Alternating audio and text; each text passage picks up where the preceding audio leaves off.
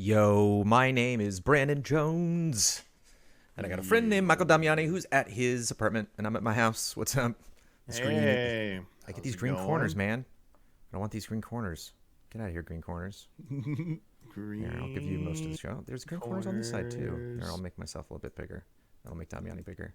And I'll have Damiani Nice. overlap me. There they are again. They're still there. Get out of here, green corners. These hilarious green corners that'll pop up again when I go to widescreen. Hi, everybody. A little last minute shift for all sorts of scheduling and safety reasons that we must employ, being partners in the same company and owners of studio and citizens of the United States of America and the state of California. But gosh darn it, I can do this showcase remote because I've done it remote before. And while it's always the best idea to be in a room with Michael Damiani, I enjoy doing the showcase here because I can control it a little bit easier. I'm like at a computer. Like we have our headphones on the whole time. You know, there's just much more of like a media focus for this. What is this? This is the community showcase. We are Easy Allies. We are a Patreon. If you just watch our podcast or you just join us on group streams, we have a Patreon that people give us money through, and we have all sorts of goals and tiers. We don't have goals. We might have goals again in the future, but we have tiers on there, reward tiers. One of those is the $10 community showcase tier, $10 for literally just this show. And everybody at the $10 tier and above gives us drawings and comments and screenshots and photographs and music and videos. Sometimes we get voiceover. Shout out to Jesse Blue, who ran out of time this month, but sometimes he was voiceover. Or if Switch has dropped some thoughts on us via voiceover, as I want to do sometimes as well. But these are essentially here for your enjoyment. I'm joined by Michael Damiani this month. I should have grabbed lower thirds and put them up there. Thank you for joining me, Damiani. I'm joined by a different member of our ally crew every month, and we just go through all of these things, all the comments. I just read them, and we talk about video games. What's great, Damiani, is it's GOTY time. So there's so many great lists. There's so many great, like my favorite thing. So, like somebody made a silly GOTY list, somebody made a serious GOTY list, somebody just said these are the games I played, and I love that so much because it's fun. It might seem like Damiani and I talk all the time, but like we work all the time. You don't necessarily get to hang out. And so it's neat, especially at the end of the year, to throw like 60 different game titles at Damiani and see what he played, see what resonates with him, see what he heard of. That's why I like bringing like Steam lists and stuff like that to the podcast. It's just fun. It's fun to have a list. So thank you, patrons, for the $10, but also thank you for this list, for all this entertainment. You know, Kevin Gillet and Kieran Little are in this showcase. End of story. That's all I need to tell you. We're going to have a good time. This will go up after the fact. If you're like, man, all of that stuff was awesome, I want that stuff, go to patreon.com/easyallies. Even if you're like, I ain't giving you $1, you can go to Community Showcase is one of the tabs on the top, and then that will take you to this showcase, January 2022, when I make it public right after the stream is over, and all of the other showcases. It's a lot of really, really, really good content. If you want to invite yourself to go check out a YouTube channel or two from our community, you're gonna have a good time. We're gonna go through a Pokemon series that I have watched like 20% of. I mean, it is, you are going to college about how to make a Pokemon game. It's wild. So our community's smarter than we are. We will prove it in the next 2.5 hours to 3 hours. Thank you, Damiani, for joining me. You can hear everything, and your Yep. mic is working. Oh, And good. respectfully quiet during my long intro. What's the first thing we're gonna do? I'm jazzing this up every time I have to do it from home. Comments. Whee! Nice. This is the part we usually don't wear headphones for in person. Mo D1212, thank you. From Sage Mo Q, kicking it off. Happy New Year's, Jones and Damiani. Hope you had a good holiday break. Last month I said that I had a bunch of GOTY contending games and was going to play them in preparation for this year's EZA GOTYs. Well, let's just say that didn't happen. And it's all thanks to... It's fun to like leave blanks in these statements, Damiani. What game? What do you think? Oh, it's all thanks to... Just guess. Could be anything. Fortnite. Lost Judgment. Okay. I had planned on just jumping in for 15, 20 hours to get a feel for the story and gameplay improvements. Yikes, that's what I'm planning to do before GOTYs. They had made from the last game. Fast forward a month later, and I'm just seeing credits, and I have a final play time of 90 hours.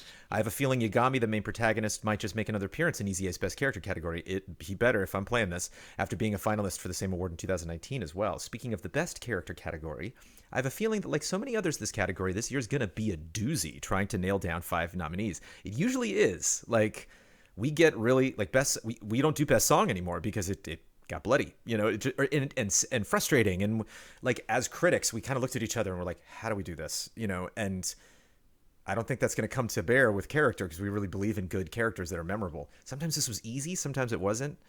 I have so many characters I love this year, like Lady D, Yuffie. Oh, yeah. Yuffie's comeback, a character we so knew, quote unquote. Thought it was just going to be a rehash of her character from Advent Children, like Yagami, Drax from Guardians, or just like the entire Guardians cast, which I've been playing for several hours. I'm loving Guardians. Guardians is just, it's top tier. It's really good. And Agent 47, Hitman 3, pretty damn good game. By the way, I haven't mentioned this from this year. One character that I also recently got to experience, I'd like to give a little shout out to, is the pilot from the Halo Infinite campaign. No spoilers, but his performance really stuck out to me. I thought he was incredible. Lastly, I'd like to just thank not only the two of you, but all allies for a great 2021. No matter what craziness was going on in the world, EZA was still there bringing weekly content and weekly joy. And for that, I'm very grateful. Here's to an even better 2022. Love and respect. Gotta love that joy. This is when we get the joy. We don't have to bring any joy to anybody, Damiani. We get the joy now. The joy is ours. All right. Alex AI, hi Damiani and Jones. Hope your new year started well. As usual, I kept a list of games I've beaten this year, and here it is in chronological order throughout the year. Here we go. The first four are Star Wars: The Old Republic, specifically the campaigns. I don't know if these were in launch or if these were updates. These feel like updates. Well, Smuggler Story Arc, which I started but did not finish. That was my... What was really fun is we did Alliance during all of World of Warcraft, and then my guild jumped over to Old Republic when we got tired of WoW and played it for like almost a year. I think like 8 months. We really dedicated to Old Republic and then bounced, and I've never even looked at that game since. And I'm a huge Star Wars fan, so like they taught me about Warcraft, but then we moved on to Star Wars, and I'm like, welcome to my universe, baby. And they hated being Alliance.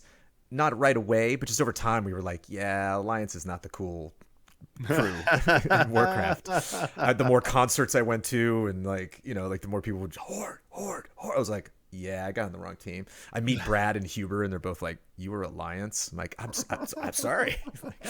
I like the good guys. I was. And so we get into Old Republic, and my friends are like, can we please be Sith? And I'm like, you can be Sith. I'm going to be a smuggler. So I was like indifferent. Like whenever we would make decisions, they would be like, you're dead. And I was just about to hit the no button. I'd be like, oh, all right, fine. If you guys want to murder everybody in the galaxy, I'm not going to stop you. I'm just going to be over here with my pew-pew. I'll have a good time. But the Smuggler's Story Arc, which I'm curious how that wraps up, the Rise of the Hutt Cartel, Shadows of Revan, KOTOR vibes, and Knights of the Fallen Empire. All 1 through 4, again in chronological order. Then we switched to Battle Chasers Night War on Android, which is cool. Maybe I did know that was on mobile.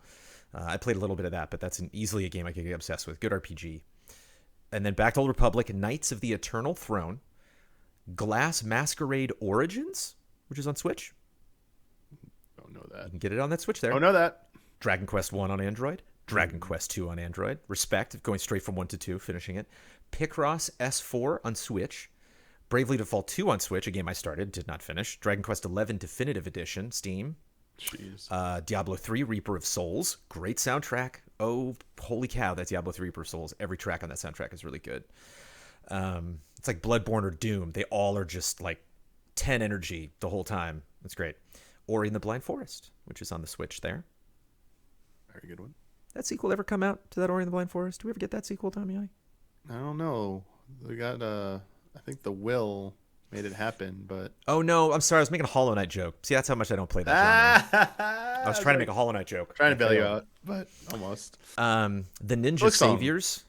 The Ninja Saviors, which is on Switch. Streets of Rage 4 on Switch. Nice. Streets of Rage 4. Titan's Quest Ragnarok and Titan's Quest Atlantis. I forget what genre Titan's Quest is. Those are on Steam. I don't remember. What? Yeah. I'm thinking of Spite for some reason, but I'm probably wrong. Brigandine, which is on Switch. Marvel vs. Capcom Infinite, which is on Steam. Curious pick. Wow. Infinite. First fighting game on the whole list.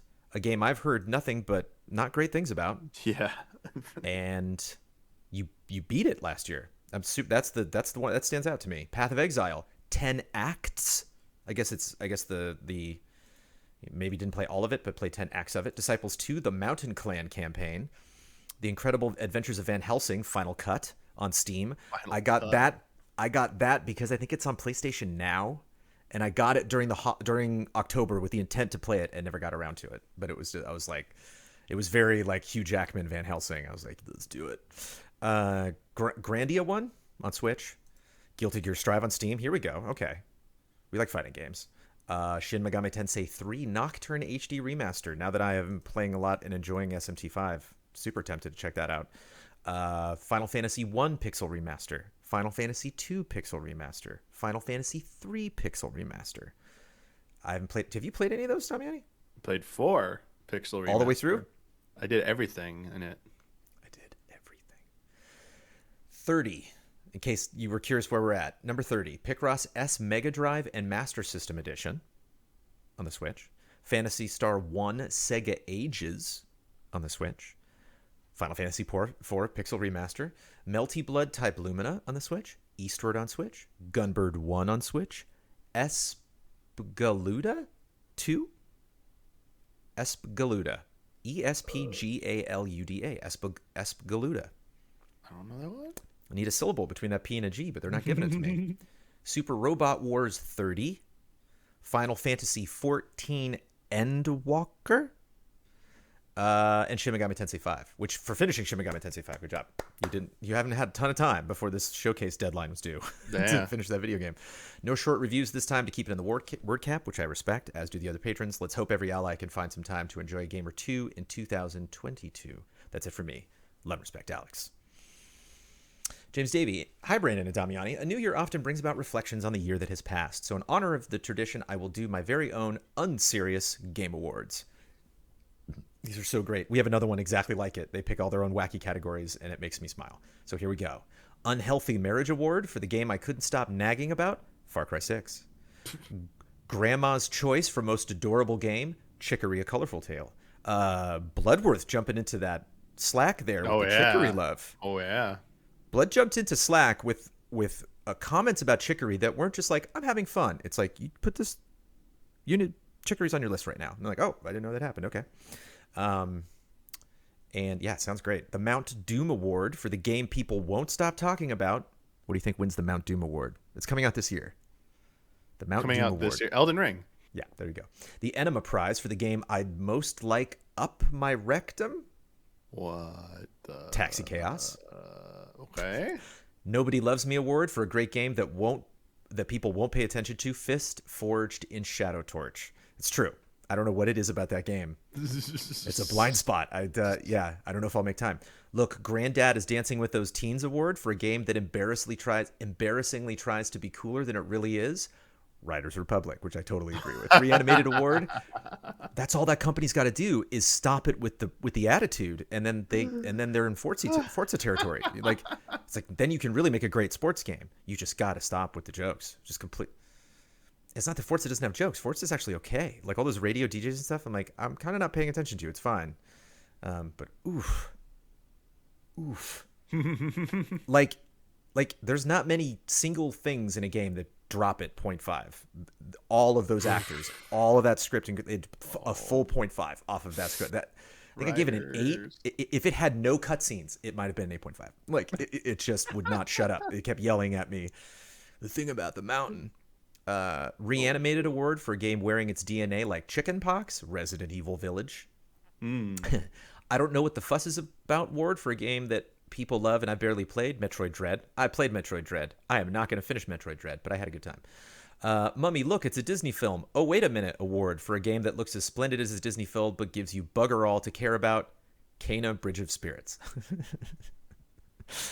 Too Hot for My Taste Buds prize for a game that's too hard for timid little me, Returnal, which would probably be the same case as Metroid Dread. I'll be like, that story's great. Let me know how it ends. Butchered Nostalgia Award for a game that tried to convince me that my childhood didn't exist. The Grand Theft Auto Definitive Edition trilogy. I have a little quibble. That's it. I have a little quibble regarding Stream Team that I want to address here and get your responses. I feel like many games chosen for Stream Team are recent releases and games that allies have played already. I understand this might be fallout from the lockdowns, promoting the need to play multiplayer games, yet at this juncture it's quite overplayed. I would prefer a show dedicated to obscure curios. Back in the November 2020 Q&A, I listed a bunch of lesser-known PS2 games, and many of you haven't played most of them. Games like Chaos Legion, iNinja. I've played iNinja. The Getaway. I've played The Getaway. Splashdown, Freak Style. Not Freak with an A. 2 E's on that Freak Style. You might have spelled it incorrectly. I don't know. And tons of other buried treasures deserve some recognition. I mean, as Damiani will tell you, as one of the producers of Stream Team, this is a patron question. This is... Patrons pick... The patrons give us the submissions, then you gotta submit these games. We try and make them as diverse as we can. The caveats are we have to have the game and reasonably be able to get it. So you pick really obscure things that they're not easy to get and no one already owns it, or especially when people say doing modded stuff, it's sure. But there's no mods. If I don't know what Freak Style is, but if Freak Style is $40 on Amazon, and including shipping, and literally all of our patrons band together, and every single person at that tier, every single patron at that tier says Freak Style, it's the game. You know what I mean? Like the more people, seem less like they're trolling us and more like they're like, this game's really important to me. I'm curious what you have to say about it. Then the more interested we would be in playing it. It's just not to criticize our paying patrons, but it's a patron question. I'd love to see the allies stream and play games from long ago that they've never experienced before, because the joys of the unknown never turn old. One other thing that puzzles me is the dislike Damiani and Kyle have for Conker's Bad Fur Day. I hate that game. I love Conker's Bad Fur Day, but I'll let you hate it. Why do you hate it? I was rushed out. Nintendo disowned the game pretty much. It was not what it was originally supposed to be, and I don't think the current version of it is that interesting. Can we make a retrospective on Conker's Bad Fur Day where we just say it sucks the whole time? Sure. I mean, I don't really know that many. It sounds like an interesting story. I love it. I don't personally know a lot of people who like it other than you. I love it. I love it for a reason. I'll bring up why. There will be later in the showcase, Damiani, where I will point at a picture and I will say that's the other reason I like Conker's Bad Fur Day, because it is one of the rare, super rare, extremely rare in the gaming industry since the mid-70s. We've been making video games. Funny game. Thought you were about to make a rare joke. Just kept saying rare, and it's made.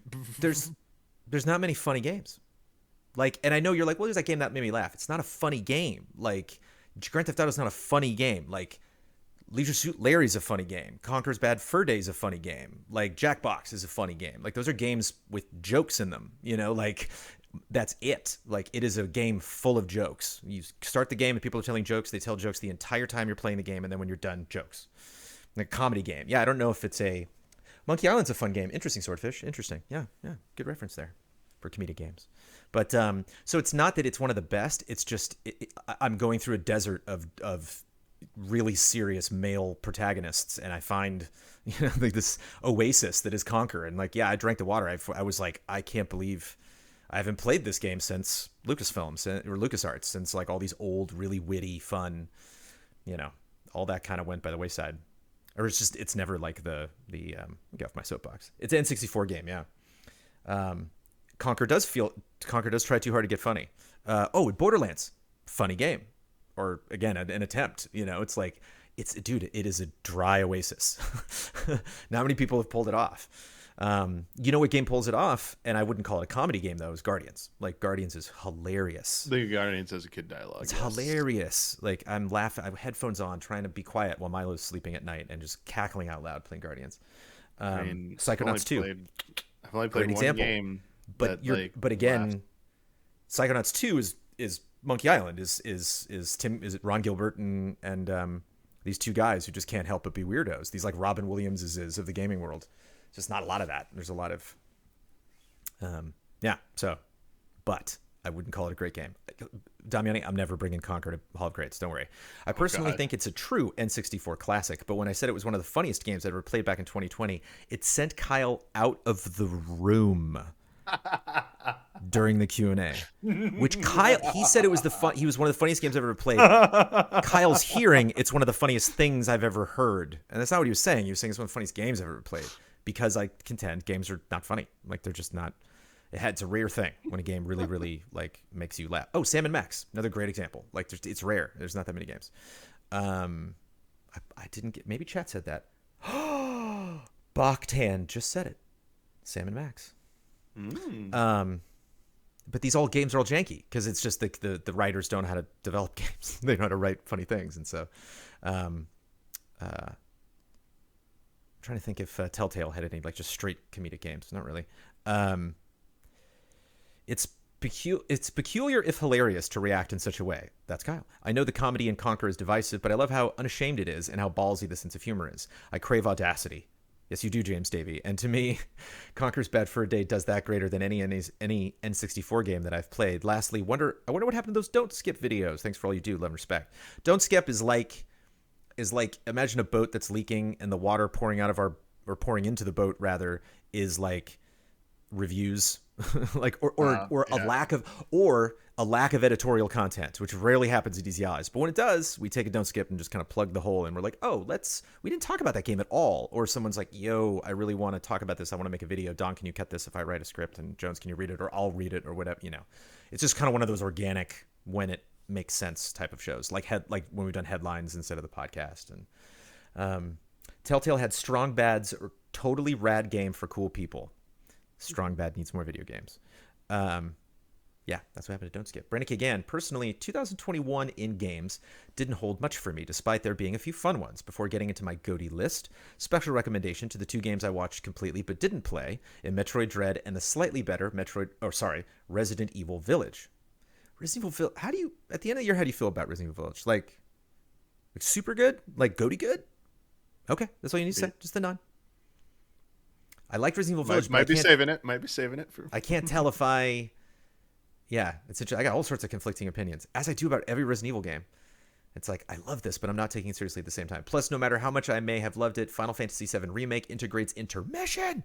Square Enix, everybody, is just a DLC, even though a breakout of Fort Condor could hold its own. Here are the only 5 games this year that I played. At the bottom sits Back 4 Blood. Now, this game came in hot as Turtle Rock put out a December update, allowing for solo players like me to progress. I remember you talking about that. Unlock achievements, and for the most part, the bots were serviceable. As a huge Left 4 Dead fan, this was exactly what I wanted, and is a solid time. However, the difficulty spike in the last 2 missions really hurt what otherwise is a lot of fun. So much so, while I had more fun with Back 4 Blood than Halo Infinite, Halo is still better. Heading into Halo Infinite, I vowed to myself, if it didn't go well enough narratively after what I feel is a disaster with Halo 5, then Halo wasn't any longer for me. Well, Infinite does just enough to keep me interested, but it didn't wow me like I hoped. However, the gameplay is incredible to the point the grapple shot fundamentally makes me want it in every FPS. Also, shout out to 343 for having bought Boot Camp, allowing a multiplayer experience with progression and without toxicity or griefing. Third place is Kena Bridge of Spirits. It's a wonderful journey to some beautiful locales and moving story arcs. Though each arc progressively wasn't as strong as what came before, the whole package is solid, especially the combat, as it's challenging throughout, especially with the final boss. Challenging combat, Kena. Damiani, what do you think? My gosh. Yes. The bosses. Oh, because the camera was bad? Or like what made it tough? No, the bosses, the parry stuff. That was like ridiculous until, once you click, if it clicked with you, it was more manageable. But man, that game could be brutal. Going through the dark tunnel of gaming difficulty with my torch, fearing anything that comes out at me, difficulty spikes, level jumps, just anything where I'm like, oh no, like the cave ends here. Parries. That's where parries are so scary. Parries. And... It's like learning a language. It's literally like it's like learning a musical instrument. It's so specific. Parries. Especially the combat is challenging throughout, yada yada. Plus the rot are adorable. My runner-up is Fist. Forged in Shadow Torch. Of the few 2021 games I've played, this is the surprise of the year. Barely aware of it, I gave it serious consideration when it came out, and this is a fantastic in-caps Metroidvania. The characters, world, map design, soundtrack, and combat all combined to make one of the most captivating games most people won't play. But good lord, is the final boss just awful with the exponential difficulty spike. And that's been a theme for 2021 for me. The final bosses for all the games I've mentioned so far had shockingly very tough closing moments, but no game had the perfect balance of everything, more so than a game I'm curious if it even comes up when we nominate GOTYs, even though it was definitely stood out for me earlier in the year. Ratchet & Clank Rift Apart. When the only major criticism is that the excellent RNC formula is still excellent. It's like the Forza argument by both myself and many I respect. Then it goes to show how fundamentally sound and fantastic the franchise is. First Ratchet & Clank I ever played in my life, and I thought it was fantastic. That was really fun. It's just like, between the two, Forza probably had more of an impact on me. And so through weapons, gameplay, accessibility, story, characters, art design, instant loading, DualSense haptics, and 3D sound, Rift Apart runs away with my GOTY for 2021. Nice. Joseph Caruso, like many gamers, I frequently enjoy diving into my gaming past for some nostalgia, but I tried going to the not-so-distant past, and by doing so, greatly appreciated the present. I think it's very easy to forget how good we have it. Improvements in gaming hardware, software, services, and the community become the norm, and it's only when we experience the past that our current good fortune becomes apparent. Another good way to appreciate this, check out Oculus Quest 2. It's one of those things you put on your head, and you're like, oh... Gamey's doing some wild stuff. Apologies, Damiani, for not being able to do VR. Sorry. That was harsh. Mean. I wanted to bring this up with Damiani as a guest because it happened with my previous Nintendo consoles. A few years ago, I let my friend borrow my 3DS XL and my Wii U. I finally got them back and booted them up, and oh boy, did I forget just how cumbersome those menus are compared to the Switch. Setting up the Wi-Fi, loading up the eShop, deleting software to make space, checking my download progress. Felt like I was going in a quagmire of molasses. It was excruciatingly slow and more complicated than I recalled. I also gave into nostalgia, capital N. I like the capital N, nostalgia, and got a Nintendo 64 controller for the Switch, and there's no way to sugarcoat it. This thing still sucks, even when it's wireless and brand new. Sometimes quality of life improvements are the best kind of improvements.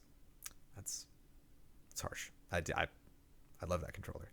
I don't know. You love that controller too, right? You love all Nintendo controllers. I don't understand how you can play some of those N64 games without it. It's just so weird to me. I mean, it's different perspectives. I love that controller like a family member. I don't know how to play Star Fox 64 without it. I tried playing with a normal controller and the Switch, like in handheld. And it was like I never played the game before. I'm like, this is horrible. Like, I'm not the game's not horrible. I'm just horrible at it. Put an N64 controller in my hand. I'm like, here we go. Feels just like I'm a kid again. Let's do this. It was funny when Damiani, when Perfect Dark came out on 360, and I was like, oh, neat. And I like replayed the campaign and was like, this is tough because it was like, it's like this. You know, I'm like, I played this on another controller from another world, so it was like weird to like twin stick Perfect Dark. I'm like, I've twin sticked 500 FPSs. What's the problem? It was strange. Like aiming was tough. It took me a couple levels to like really get the swing of it. Full memory. Because I wanted to turn off auto aim, and I'm like, I kind of need it. Like this is yikes. I remember when Jeff Groats laughed at me because I said I wanted to play SSX 3 on a PS2 instead of an Xbox, even though it was designed for the Xbox. They actually said, EA Sports said we designed it for the hardware of the Xbox. And I said, because I want to play SSX on a PS2 controller. And he laughed at me. Oh. Yeah. There's no sugar. This thing still sucks. Sometimes quality of life improvements are the best kind of improvements. The game that sucked me in the most this year was probably Kena. Wow. Even though it didn't break new ground in any way, and it more or less felt like a game that could have been released 20 years ago, the graphics and simple feeling of progression were just so solid and polished that I was addicted. Recently, that's kind of how I feel about Guardians. I'm just like, wee! I'm on a big roller coaster ride, and it's fun. Recently, I've been donating money to the Video Game History Foundation, and they've been sending me vintage gaming magazines. Oh, wow. That's cool. While it's a real trip for me as someone who grew up in the 90s reading the occasional Nintendo Power, most of the advertisements and game previews feel like they're solely targeting male adolescents. Or worse, written by them. Yeah. Hey, I wrote into EGM. What is this about? Nothing stays the same, but overall things continue to improve gradually. So even if there's nothing specific you're looking forward to in the immediate future, remember that many annoyances of the present will probably feel antiquated before you even know it. Yeah, video game advertising in 90s was the funniest friggin' thing. It's man, it always funny, whether it meant to be funny or not. Paul Rudd playing the Super Nintendo. Get it in your life. Jesse Blue, sorry RF, I have failed you. What? I was homesick with a migraine all last week and then installed a new microwave yesterday. I can't lift my arms. I can barely type. I'm 4 days behind on all my work. Hugs and smiles, Jesse Blue. P.S. Jones, did you get to the post office? Love and respect. Nope, we're remote. We're remote today. We're remote tomorrow. So I will get there before the podcast. It's always a waiting game with the post office. It's a brutal battle I fought for 3 years or 6 years.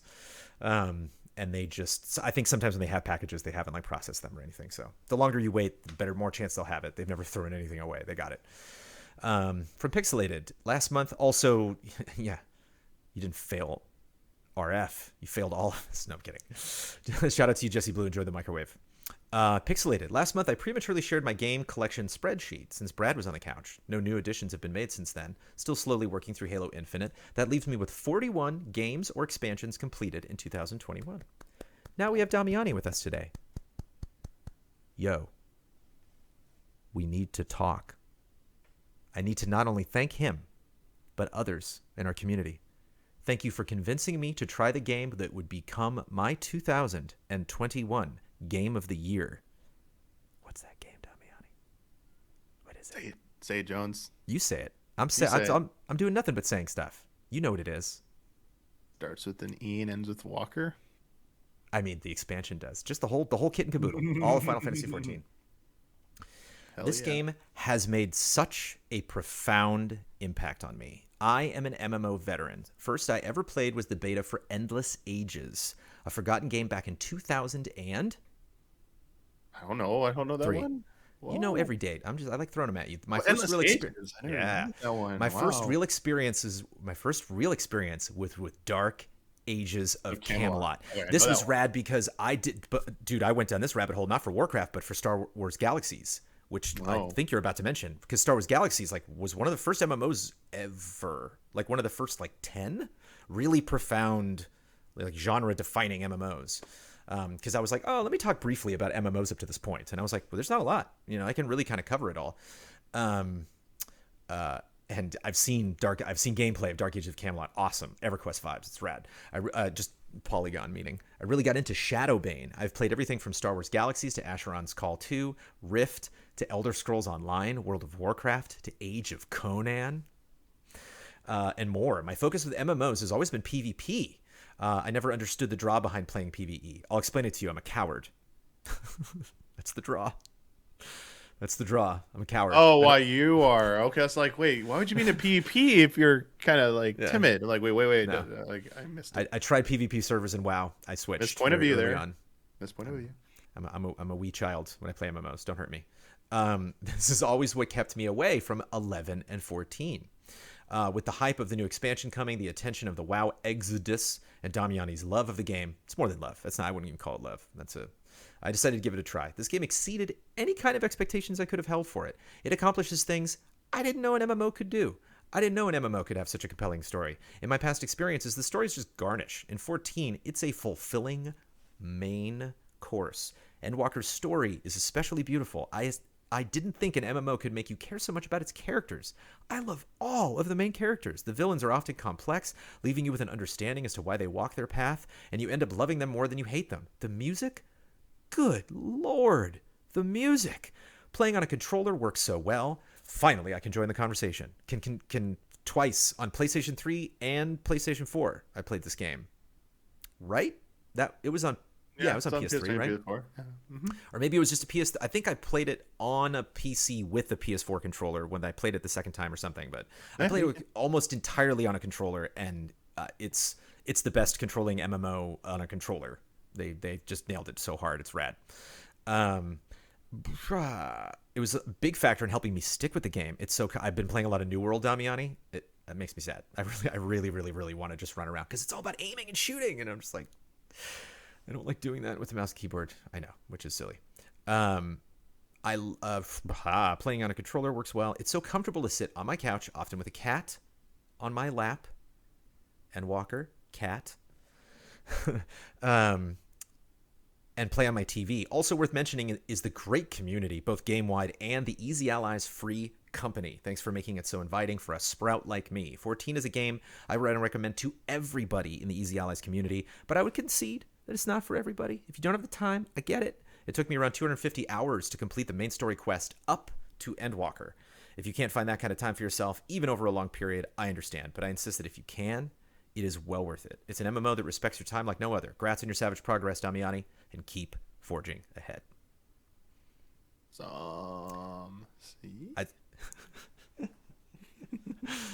All these GOTY teases. I think that's really well written. I love that sentiment. Like that's it seems so genuine, and it's like, yeah, from what I've played of 14 and 11 and all of my favorite Final Fantasies, like it's 14 Damiani is like The Wire. I know it's good. I've never seen it, but you have never seen The Wire? I've never seen The Wire. All right, more so than Final Fantasy 14, you should stop and go watch The Wire. What? Damiani, if I've had the number of people that have told me that, who's also never seen The Wire? Amanda. So we both could just, all right, let's do this Wire thing and just boot it up. Oh my gosh. I don't know spoilers. I know one giant spoiler. There's a guy that dies who now we've lost, actually. I know all of that. So like I'm God, that's coming. Like I know that's like the huge big deal. That's the Who Shot JR moment of The Wire. But like I know. It used to be what's the Michael Chiklis show? It used to be The Shield. Shield, yeah. And before The Shield, it was Breaking Bad, and then I saw Breaking Bad. But I haven't seen The Shield and I haven't seen The Wire. The Wire is one, that people will slap me. Like, they're just like, what is wrong with you? Oh, it was before Breaking Bad? Avatar: The Last Airbender. No, I was late to the party with Avatar: The Last Airbender. I have now seen Avatar 3 times, all the way through. Seen Korra once, once, and then the whole thing. But, yeah, I know. It's the same thing with Endwalker. I don't know when I'm going to make time for it, but I know it's good. Just because it's kind of our jobs to know, to read the room, to read social media and people that we see at conventions and really get the sense like, damn, like that Chicory, that Death's Door, like, wow, it keeps coming up again and again and again. Yes. Ian Alexander. Hey guys, JoJo Part 6 came out on Netflix. Speaking of things I need to catch up on, Demon Slayer Season 2 is in full swing, and I'm writing, as I'm writing this, Attack on Titan, the final season, Part 2, the final season, is about to start airing. I feel like it's a really great time for anime. Those are some big hitters, but there's always some lesser shows that came out recently, like Odd Taxi, which kind of felt similar to something like the Fargo TV series. Ooh. Oh. I've seen all of those except the last one. Also been enjoying Ranking of Kings, which feels like a cute version of Berserk or something. I know most of the allies don't watch anime, but I hope whenever you guys do, you'll bring it to Frame Trap. I also love to hear what you guys think. Ever since Game of Thrones mysteriously ended at the 7th season and totally didn't have an 8th season. Oh dear, my friend Jeff Gross used to make that joke about Alien 3. I'd be like, an Alien 3? He's like, what? And I'm like, Alien 3. Oh, we're doing the joke now? And he's like, they didn't make an Alien after Aliens. I'm like, they did. And that was before Alien Resurrection came out. I was like, it wasn't good. You wasted your joke on Alien 3. You can't use it on Alien Resurrection now. You have to acknowledge Resurrection, but not 3. I feel like you make that joke every time an Alien movie comes out, and you really should save it for the next Alien movie, because it's going to be worse. I've replaced my obsession with it, Game of Thrones, with Attack on Titan. I've read the ending in the manga, and I loved it. I think this is one of the coolest stories ever told, up there with Berserk, period. Is excited to see it come to life with the awesome animation, music, and voice acting that the anime provides. I'm hyped. Love, respect, Ian at Alexander_arts. Next Gen Half, Happy New Year, allies. For today, I just wanted to go over a bunch of games I played last year in no particular order. And this is great. I love it. Hitman 3, loved playing it. The always online thing for progression still annoys me to this day. Persona 5 Strikers, must play for Persona fans. I believe that's like text taken directly from Ben's review. Must play for Persona fans. My favorite Persona spin-off game, favorite Muso game. Wolf is a badass, play it. Monster Hunter Rise, better single player Monster Hunter than Monster Hunter World. Had more memorable characters than World. Palamutes are awesome. I played a lot of Rise. I really enjoyed it. Monster Hunter Stories 2. I played 1. I haven't played 2, but I played 1 on my phone for like 2 hours. Really fun game. Stories 2. Wish the end game was less tedious. Would have kept me drawn in. Pokemon Brilliant Diamond. Aside from the bugs, mainly audio ones for me, I enjoyed my trip back to Sinnoh. But after spending an entire morning trying to dig up a water stone for my first Battle Tower team and not getting it, I learned that they were exclusively easier to get in Pearl. Pissed me off and I haven't gone back. Lost Judgment. Too real at times for a game from the Yakuza devs compared to other Yakuza games. The main story could have been a tad better, felt short, but it looks to have the most side content out of any Yakuza game. Here are just a few... too short?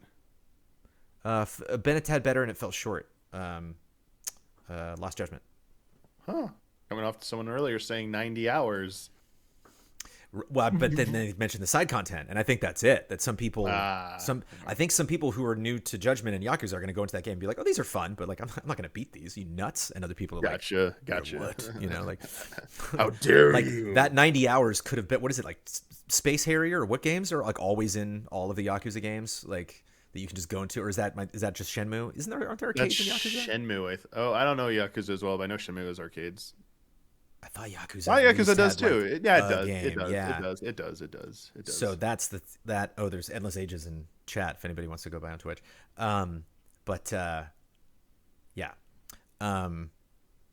Dance. Okay. Here are just a few. Dance team rhythm game, fun. Skateboarding, fun. Boxing, fun. In-world VR board game, fun. Robotics club, bullshit. Of the mini games, sorry. In Lost Judgment. I heard the Robotics Club is fantastic. That's the one I'm really looking forward to. Are you looking at Endless Wars, Damiani? I clicked it. You look like you were researching something. Sorry. Oh, and a big exclamation mark came up on my Discord, and I tried to click it, and it vanished. And I'm like, okay, a little weird. Don't leave me. Like the audio died for a second. I'm like, huh? Okay. Tales of Arise. Let me know if you still hear him, Chad. Tales of Arise. First great act with all the different takes on slavery and stopping it. Act 2 could have been longer. The twist needed to be a lot more interesting than it was, and the ending was too anime. I burst out laughing at some points due to how ridiculous it was. Guardians of the Galaxy. Really surprising, great game about family and parenting. Can't imagine how it hits for people with kids. Combat needed to be fleshed out more. Some enemies feel like walking bullet sponges. I love shooting stuff. I don't mind it when combat systems get boring. I love it. Interesting. Guardians, I don't mind getting too strong. Like, these are not things. I don't mind getting too strong in a game. It's just when enemies take 10 years to kill sometimes. Sure. Yeah. Like Destiny's. Somebody. I think I saw him stream team. Somebody brought up Anthem. Oh no, it was for Trash Babies, I think. Somebody brought up Anthem or something. Anthem or Trash Babies? Because it's like 59 or something. It qualifies. That'd be so to just all like team up in Anthem. Because I think the guys still own it. I remember we all played it together. Ghost of Tsushima DLC. More of the amazing Ghost of Tsushima. Nothing more I could ask for. I need to go back to multiplayer. Mass Effect. I need to go back to multiplayer in Ghost of Tsushima. Mass Effect Legendary Edition. Fun game to come back to. Should have come out way sooner. Fun. So I guess you played all 3 Mass Effects. Cool. Crusader Kings 3. I loved playing this even a year later. The most recent mod, the Holy Grail War. I've been playing ads to an entire Fate Order mobile gacha game into CK3. Crazy. That Crusader Kings 3 mod system seems like those should all be paid DLC. Like they literally like it's one of those PC games that people describe it and it's like, you didn't add Thomas the Tank Engine to Resident Evil 2. That sounds like what they should have done. That sounds like legitimately interesting content. Thing. Yeah. Like, whoa, like stuff that I'm like, how did you make that? Just crazy. I'm just spreadsheets. It's one thing to code like environments and new characters and skins and stuff. It's another thing to just like, and then this country could do these 5 million things. Royal Court DLC is next month. Can't wait. Spider-Man and Spider-Man Miles Morales. Nice. Load times. Wow. Story. Wow. Traversal. Wow. Stealth combat. Wow. Normal combat. Meh. My least favorite part of the game. It was fun to be Spider-Man, not fight as him. I'm with you. I pulled my hair out near the end of the first game. There were some battles I was like, this is stupid. And you said that a lot, Damiani. Like, what I like about you I had a hard time not just Spider-Man, but like they're action games where you're like, okay, this just stop being fun, Spider-Man didn't click with me, the OG one, for whatever reason, but the same token, for whatever reason, Miles Morales did click with me, and I was having a great time with it. So what I think Morales added that's so key is he has his electric abilities, and there's one that's just like goodbye. There's one that's like, I'm gonna blast you all. It's really it's really 2 abilities in tandem. It's like, I'm gonna shock you all, then become invisible and get the hell out of here.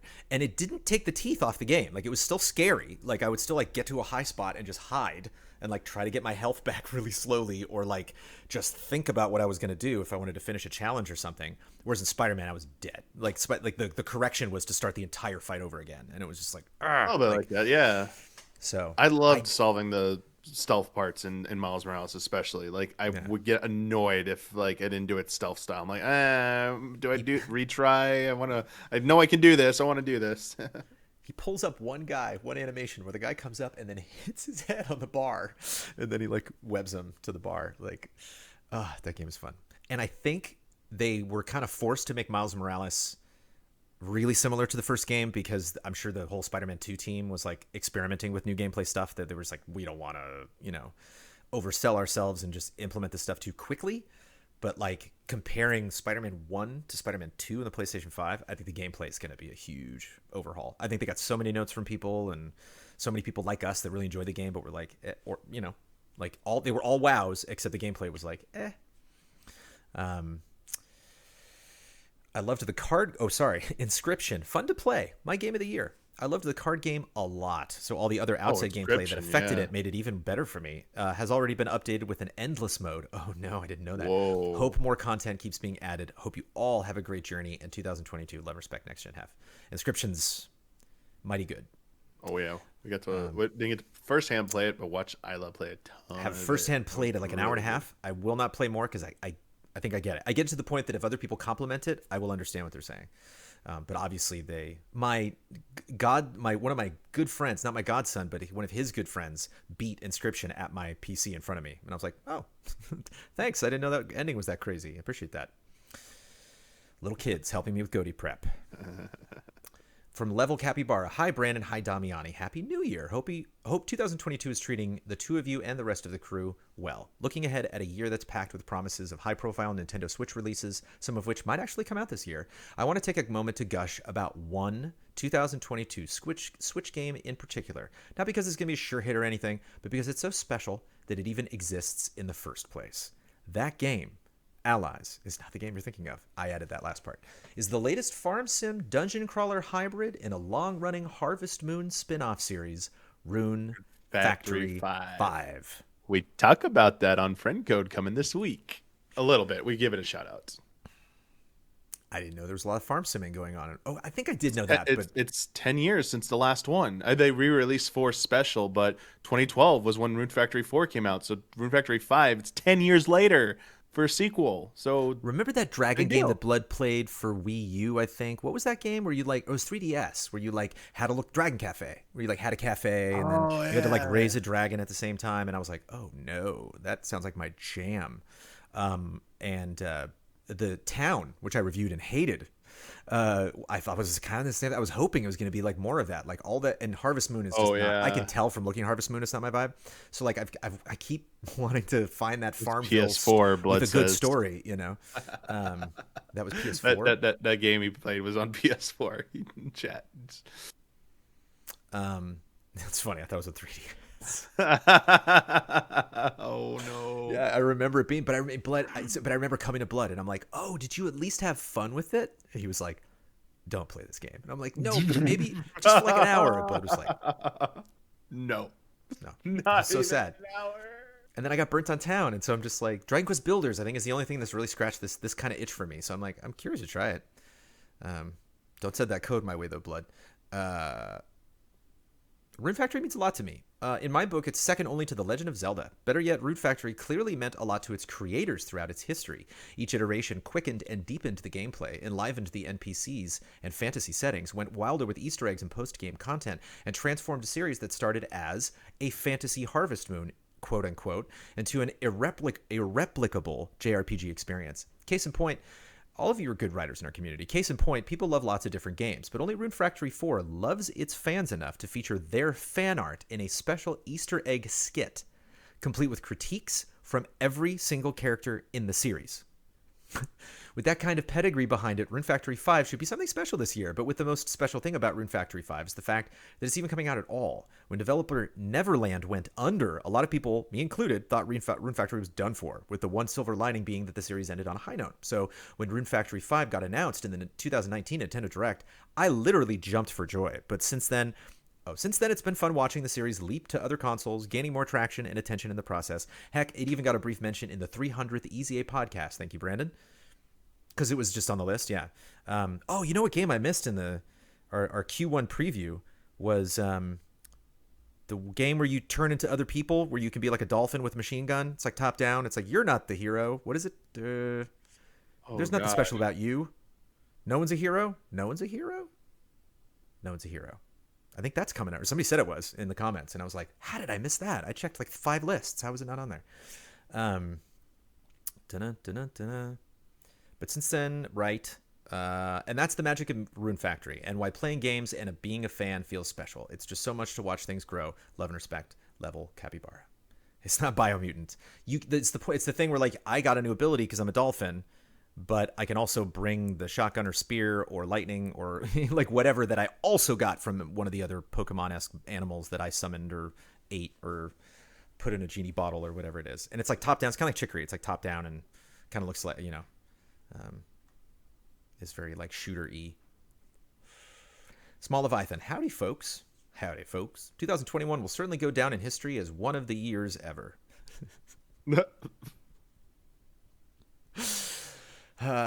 Things happened. Events occurred even.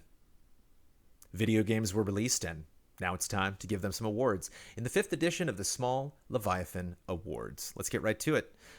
Just for you, this is Jonesy adding this. Nobody Saves the World. Thank you, Spectron. That's the game I was thinking about. Nice. There are 5 of these. This is top 5. Counting down to the best. Number 5, Monster Hunter Rise. Not to be a hipster, but World and Iceborne made a lot of changes to the Mon Hun formula that I ended up not really vibing with in the long run, but thankfully Rise felt like a complete swerve in the right direction. Wyvern Riding and Silkbugs are fantastic additions. I genuinely hope become series staples, and the lineup of monsters includes some instant classics like the Oni Bear, Gos Harag, and the elegant spider tank Rachna Kadaki. Shame that the game dried out as content updates ended so soon, but at least it's getting DLC this year. And that DLC seems like a big thing. Something great, yeah. Number 4, Inscription. This game was a big surprise this year, and it is also fiendishly difficult to talk about due to its cryptic and spoiler-laden nature. That said, Inscription feels like a major step forward for Daniel Mullins, a person I didn't know existed, Jonesy here. So that's, I think, another success story. It's like you're playing it, and you're like, a person did this? Like, this is, Silent Hill's scary because it's pixelated. Does that make sense? The original Silent Hill for PlayStation is scary because the polygons wiggle. Does that make sense? Wiggle, you know what I mean? Yeah. Wiggle, because the walls aren't perfect because the PlayStation would do that. The PS1. It's added to that. You try to move the camera, and the PS1 would kind of hold on. You try to move a character, and it feels kind of like you're in a bad dream. That's why Silent Hill is really scary still. Is it's kind of and that's Inscription. Like Inscription controls really well, but the world's like that game gets under your skin. It's really, really fun, and it's cheeky but terrifying. It's a strange mix. Inscription's take on the deck builder roguelike. No. That said, Inscription feels like a major step forward for Daniel Mullins, who has always had a knack for weird and innovative storytelling, but has now finally managed to pair that with gameplay that is just as engaging. Inscription's take on the deck builder roguelike is simple but elegant. It beat me. I'm terrible at it. Turning every battle into a nail-biting struggle as you grasp for every little advantage you can get, perfectly matching the unsettling, oppressive atmosphere of the game. Number 3, Deathloop. Performance issues aside, I got more or less exactly what I wanted out of Deathloop. While some people have bemoaned the loss of Dishonored stealth focus and morality system, I've always found it the most fun when sneaking around is but one of the tools in my arsenal, not the expected playstyle. Black Reef turned out to be a lovely location too, with fantastically varied locales to explore and fight in. Couple that with the wonderful 60s aesthetic and the equally delightful soundtrack, and you've got another Arcane classic. But I wonder if it'll get snubbed by a lot of... Has it gotten snubbed by a lot of GOTYs? I wonder. That seems to be Arcane's like curse. Arcane just is excellence, and like the sales are like okay. And I mean, I don't know how many awards are still left to be given out from other outlets, but I thought Deathloop would nag quite a few, just because it seems like a lot of critical outlets were haven't played it, didn't feel the need to, just based on the attitude within Easy Allies. It's probably my jam. Like I played the original Dishonored, didn't play Dishonored 2, and didn't play something else they made. Oh, Prey. Didn't play Prey. Not a big fan of shooting tiny things that jump around. I saw a lot of that in the gameplay, and I was like, although it did look scary. But it's just this, man, it's kind of like Sam Lake. It's kind of like the Hitman team. It's like just these people are like, they're doing good stuff. Give them more money. Although Sam Lake is swimming in it now. Number 2, Shin Megami Tensei 4. Oh. Maybe 5. Oh no, it's 5. I was gonna say, well, there's It's 3 5. HE in Nocturne, and They say that. 5 later. Small Okay. Leviathan says 5 later. They just accidentally wrote 4. Okay. Maybe I changed that to Roman numeral and wrote it incorrectly. I don't think I did, but who knows. Atlas shows once again, this is Shin Megami Tensei 5, currently on the Nintendo Switch. Atlas shows once again that they are the undisputed masters of turn-based RPG combat. They're pretty damn good at it. I haven't finished this game, but it kicks ass, taking a combat system many find dull and transforming it into a highlight where every decision matters and a single mistake can cost you dearly. What makes SMT5 in particular stand out, however, is that it backs its fantastic demon-fusing battle system with a world that is just begging to be explored, and making sure doing so is fun and as rewarding as possible. This is certainly up there with one of Atlas's best. You know what vibe I get from Shin Megami Tensei 5? Just the exploration. Not necessarily platforming, because the game didn't have it. Like Greedfall, like KOTOR. You know, where you're just, you get to a new zone and you look at the map and you're like, all right, time to rip this place apart, you know, and you do not leave that zone until you are done, you know. And that's why I played Greedfall for so long, because I would just get to an area and be like, time to literally run around the border of it and find everything. Number 1. What's number 1? On Small Leviathan's top 5 games of 2021, Michael Damiani. Halo Infinite. Final Fantasy XIV Endwalker. Wrapping up a story 10 years in the making, Endwalker had a lot to live up to, and it is genuinely impressive just how much it got so incredibly right. Not everything landed with quite the elegance it required, but nonetheless, Endwalker has some of the highest highs in the entire game, being filled to the brim with mind-blowing reveals and awe-inspiring boss fights, all set to the best game soundtrack of the entire year. Endwalker is a complete home run from start to finish, easily my game of the year. Love, respect, Small Leviathan. The thing about Endwalker that you have to understand, Damiani, is when expectations happen like this, when Shenmue 3 gets announced and Huber starts crying, and you realize you're gonna have to tell him that Shenmue 3 is not gonna be a very good game. You know, it's like it's not, but it doesn't matter because it's his dream. You know, the next SSX, if it ever happens, is gonna be terrible. It's gonna have broken multiplayer, NFTs. It's gonna have bad acting and a weird soundtrack. You know, someone's gonna try SSX one day, but I'm just gonna be so damn happy that it's out. It doesn't matter. Like, I don't read reviews. I don't care. So like a lot of our dreams are crushed by the reality of just that it doesn't work out. And so you come to the team, the people who haven't played Endwalker, and you tell me it lived to expectations. It's crazy. It's like it did. Like, that's some of the highest expectations I've ever heard of in my life. These are expectations of a video game that everything that video game did by itself is already resting on everything Final Fantasy did before it. So to come along and be like, best Final Fantasy story, it's like, whoa! It's crazy. I mean, it's a very interesting. It's a weird game not to play, Damiani, not to prep for GOTYs. I'm just gonna have to sit back and just listen to you and Brad and just and Ben, obviously, and Huber and everybody that's talk about a game I played for maybe 100 hours total over my 2 characters that I leveled, probably over 100, and I'm still like, what are you talking about? You know, that's how big that game is. That's crazy. Giving it the love. Our final comment before we get on to draw rings. Jason A. Sackle, 2021 is done, and I even played a few games in this final month to boot. As one who got the Final Fantasy VII Remake with PS Plus, I no longer had to buy the game, which I already played in order to play the DLC story. I enjoyed Remake enough where I decided to bite and give the DLC a go. It was a fun little thing. I may even be down to get the second part, whatever that may be, on release if there isn't anything else catching my interest. I also picked up Puzzling Places for PSVR. A 3D puzzle game in VR where I can stick my head inside the puzzles I'm building. Yes, absolutely. More, you know what needs to be in VR? Maquette. Why isn't that in VR? You know that? You know what I'm talking about? Remember Maquette? It's the thing within the thing within the thing within the thing within the thing. Okay, so like you pick up the small thing and then you drop it in the world and then you go outside and it's the big version of it's there. Okay, now I know what that is. I was thinking something different. Or you move the big thing and it helps move the small thing. Blood played it, had issues. I hear the dialogue's good. It was interesting. He scored it lower than I was hoping. I was expecting just the game to be. But Puzzling Places for VR. Yeah. VR puzzles are awesome. Most important options, upping the piece amount to max and hiding those hint panels. Using the hint panels is like putting a puzzle together while looking at the box. Never. No cheating. It's so good. Wait, what puzzle are you talking about, though? Jigsaw? You got to look at the box on a Jigsaw. Do you look at the box on a Jigsaw? I think everyone does, right? Yeah, is that taboo to look at the box in a Jigsaw? Jigsaw puzzles are very important.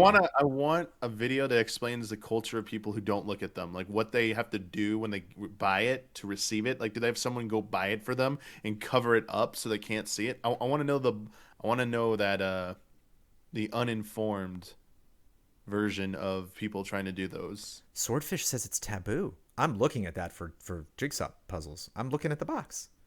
Yeah, the kid, you have it out. They're like, oh, that goes there. Never look at the box while putting together a jigsaw. Why would you? They're so hard. Because some are, well, obviously. I have one that's mac and cheese. I have a jigsaw puzzle that is macaroni and cheese. It's a joke because it's like, no, you can't. You literally have to take every piece and test it one by one, you know?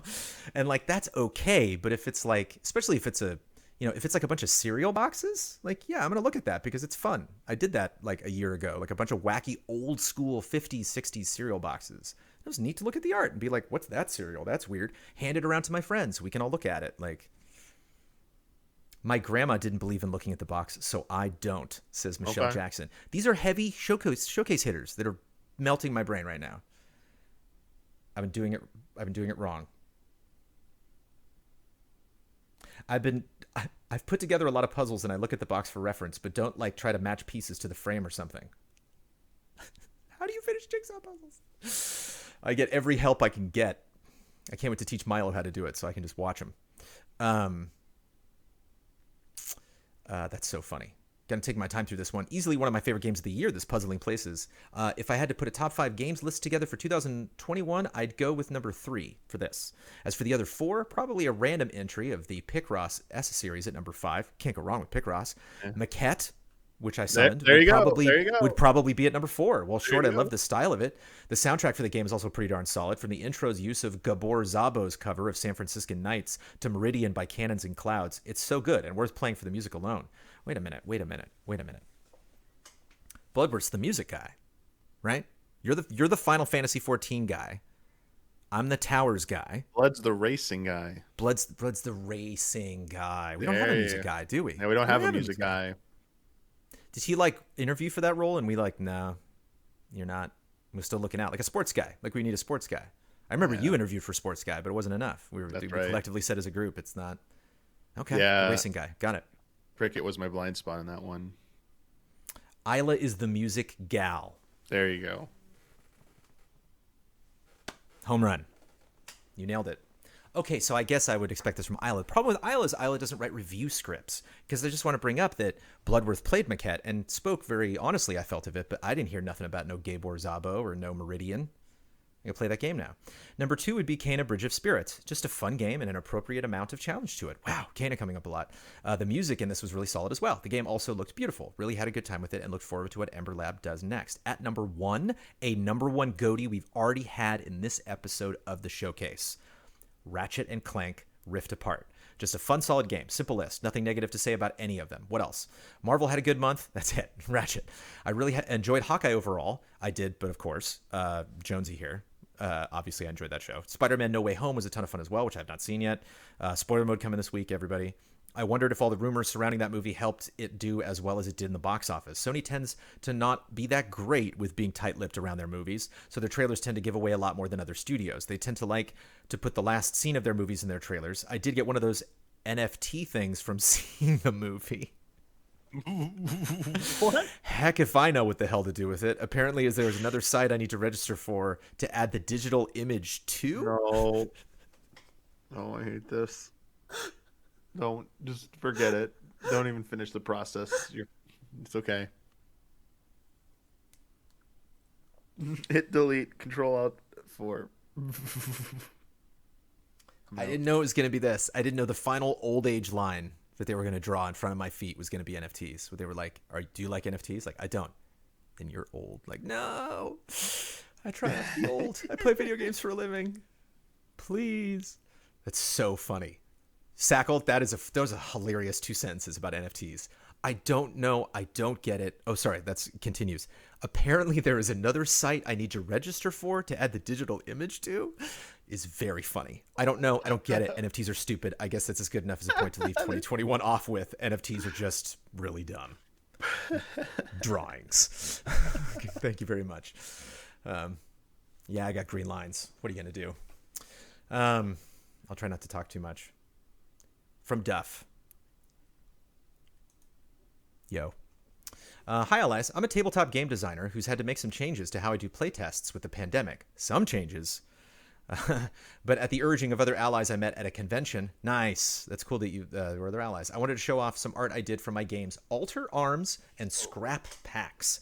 I'm looking to get more playtesters, so if you could point people to my website, alterarms.com. If you were listening to the showcase or not, you can get that. That's alter as in you alter the past. ALTERARMS. Alterarms.com. Or Discord.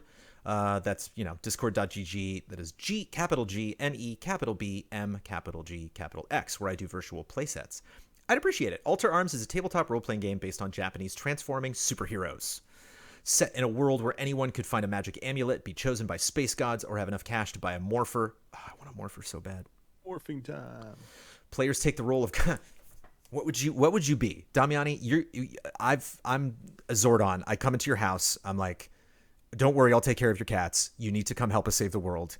I need you to pick a color and a dinosaur or a magical being to be your Power Rangers thing. What would you pick? What are you? Dude, anything? Yeah. I'm going to be like, little kid god tier here. I'm going to go gold. And I'm going to be like Gold Ranger. Yes. And I'm going to be Rathalos. Nice. That's gold my. dragon. I'm gonna be. That's yeah, great. Yeah. Freaking gold dragon. Take that. Probably be like a red wolf, I think, or like a brown wolf. I'm gonna be a poop colored ranger. Okay. What color, Jones? Poop. Poop. You mean brown? No. Poop. The color. I want little flecks of black things on my Power Ranger. Folks. Make it happen. Set in a world. Okay, we've already done that. Characters grow stronger by unlocking different. Duff, I'm sorry. I'm going to pause for a minute. I'm going to let the poop joke land because this is really cool, all the work that you put together. Characters grow stronger by unlocking different forms and can combine different special abilities from those different forms to pull off amazing feats. Scrap Packs is a rules-light, card-based tabletop role-playing games where players build decks of cards, with each card representing an item they've scavenged. They'll use these items in creative ways to solve problems, even combining them together to build new and unique tools. And there are pictures on Duff's page. If you go to alterarms.com, there's pictures of everybody having a blast play this. And it was, I was sad because I booted this up and I'm like, conventions. I miss conventions so much. I miss getting together, and it sounds like you were at some pretty fun conventions showing this game off. So good luck. As somebody who went to PAX a ton, there's Alter Arms. I get that vibe. I get the vibe of, hey, I made this thing. I hope people like it. It's in production or maybe not finished, or I'm adding more to it as fast as I can go. Love the robot coming out of the dude in jeans. So cool. And just here's more from Alter Arms, I believe. Maybe just different abilities. Popping. Yo. Oh, he's uppercutting someone. Sick. Yeah. Yo. Good stuff, Duff. That's the last one, right? Yeah. Nice. Good stuff. Shout out to all the allies, too, that helped with that game. Robert Seven Lee. Happy New Year, Mr. Jones and Mr. Damiani. I hope you're doing well. Here are my winners and losers in video games of 2021. And this is another one of those cheeky lists with cheeky categories. Why is this in drawings? I'm sorry. This is a comment. Cool. Yeah, sorry. All right, everybody. You know what? Nick Gothic drew that. Enjoy. Robert Seven Lee.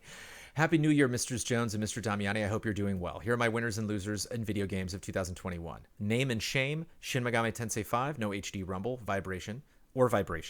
Inscription, no controller support. Capcom didn't fix the frame rate issue of Resident Evil Village PC until the mod community proved DRM was the problem.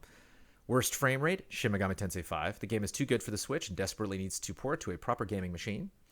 Worst map, Shin Megami Tensei 5. I thought the map and control was bad until I played this. The map and control is bad. Control was my GOTY that year. The map and control was not great. It's my least favorite part of the whole game. Quickest hard quit, Diablo 2 Resurrected. Found it really boring. Game with the most cutscene skipped, Tales of Arise. Almost never ending. Almost never being in caps. So I think that's like the name of it, the almost never ending. Most annoying, the traversal and platforming sections in Shin Megami Tensei 5. I just wanted to get to the combat. I love jumping around that world. Doing the Naruto run with the hair flapping. Love jumping around. Do I need to go back there? Well, might as well run over there and check. But that's me. That's Open World Jones. Least favorite gaming platform of the year? Do you have a guess? Least favorite gaming platform of the year? Mobile? Nintendo Switch. No. Gaming at low res and or poor frame rate, but the only way to play SMT5 and Metroid Dread. It's a shame Bayonetta 3 won't be playable at 4K 60 on release. I mean, Rob's not wrong. Tried, but I mean, I love Metroid Dread. I never felt, you know what's compromised in Metroid Dread, handheld and on the platform? The loading screens are hilarious. When she like gets in an elevator and like the white bars going by, and it's like, whoa, yes. It's like, why? Why does it have any kind of stutter? It's her in an elevator, and the game's like the loading screen. It's like, why? But yeah, shots fired. Tried but failed to click. Guilty Gear Strive looks great, excellent soundtracks, but I can't grasp the combat. The games I wish I had time for: Hitman 3 and Final Fantasy 14. Hitman 3 is worth it. I played all of another Hitman 3. one too. Yeah, rules. It's a very good game. Most wanted but won't play: Resident Evil 4 VR. I spent a small fortune on the first Oculus VR. Can't justify buying the Quest 2. Totally understand. Way better, but yeah, I get it. Best map: Resident Evil Village. The map is a real time saver. Best music: Shin Megami Tensei 5. One of some of the best soundtracks I have ever heard. Least complaints: Forza Horizon 5. Can't think of a bad thing to say about this apart from the lack of good soundtracks. Best sound: Resident Evil Village. Just stunning. Most time played: Tales of Arise. 123 hours of fun, including New Game Plus. Best controller rumble: Forza Horizon 5. I haven't purchased any PS5 games this year. Completed the most: Resident Evil Village 5 times. Which, you know what? It's not too bad. Impressed. Not impressed. Oh, Jones is not impressed. Well, you know what? I am impressed, Robert. Love to you. Love and respect to your playtime. But when I said 5, I had the attitude of like, whoa. And then I was like, yeah, no, I think that's the number of times you need to play Village. Yeah. Because, yeah, it's like, it's always interesting how many playthroughs I do of each Resident Evil before I burn. But gosh darn, I played that game many times. So shout out, Robert. Fist bump, Rob. You and I played the same amount of times. Goosebump of the year: Suicide Mission from Mass Effect 2 Legendary Edition. Still holds up. Never played it. Yours truly. But I know what you're talking about. Left me wanting more. I played it. No, I mean, legendarily haven't. I know. I'm just saying. Wow, I played it and you did. The days are literally counting down before I return to that franchise. Left me wanting more. Inscription, the card game. This would have been more than enough for me. Wow.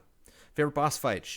This would have been more than enough for me. Not sure I understand that. Favorite boss fight: Shin Megami Tensei 5. The final DLC boss fight. Difficult but fun to figure out.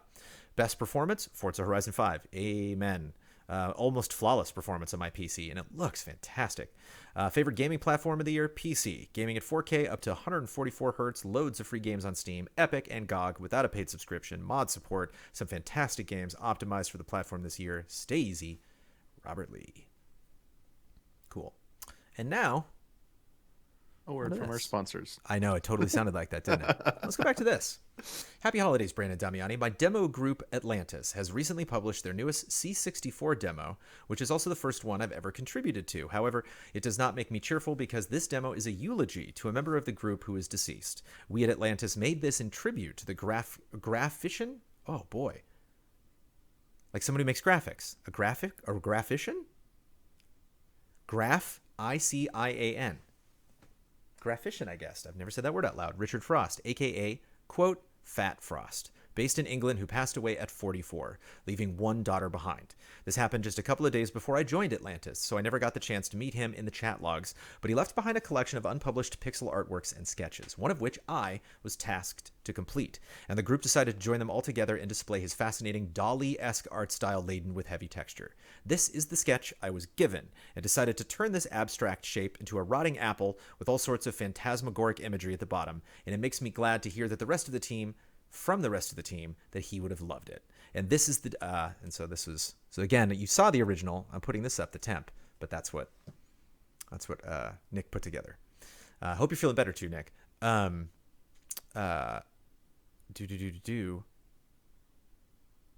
Yes. And this is the demo. The link is on Patreon, and maybe they'll throw the link by in chat. But I took this as a drawing piece. That was your submission, which I thought, figured you want to show the drawing. But the demo is entitled Sit Tibi, T-I-B-I, Terra Levis, like Levi's with an S, L-E-V-I-S, which is Latin for May the ground rest lightly on you. It's running on a C64 emulator, and I had to heavily truncate this footage from its original 7 minutes, but you can find the demo on the CSDB database and on YouTube if you want to see it in full. Again, Sit, S-I-T, T-B, T-I-B-I, Terra, like the video game character, Levis, L-E-V-I-S. This demo has been produced by Doc Science, Dev Zero, Honcho, Q0W, or Co, and Strepto, who did the coding, Ald and Divertigo, who did the music, Almighty God, Lobo, and myself, who completed the graphics, and Bug Jam, who did the character set at the end. The group gave me permission and their blessing to share the demo with you. It's a deeply solemn work made by the people who knew him best, and in the only way they knew how. This is how we do things in the demo scene. Love and respect to all the allies to Atlantis, and especially to Richard and his family. They would mention that in chat as well. Again, it's just the mixed media we don't do in the showcase, so I picked the drawings out of the video. It's just if you do drawings and video and one person might be like, oh, I'll submit them all.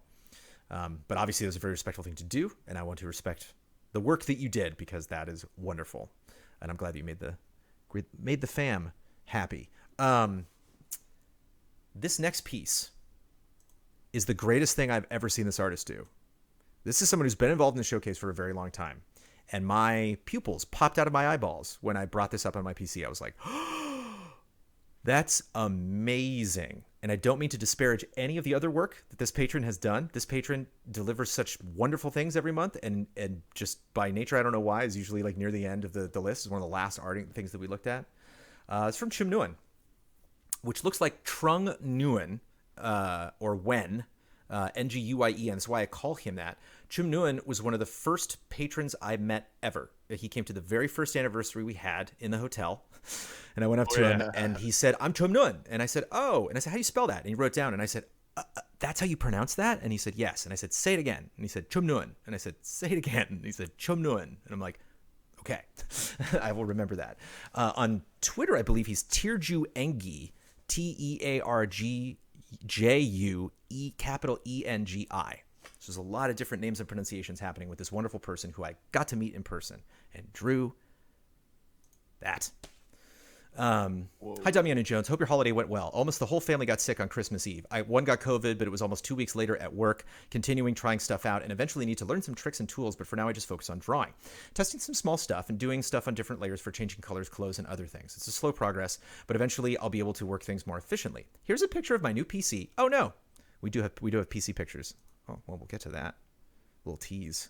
There's two other variants. And then it's like, that's a PC I'm looking at? I was like, there's two other variants. My mind is blown. Okay. Two other variants of that guy who I love.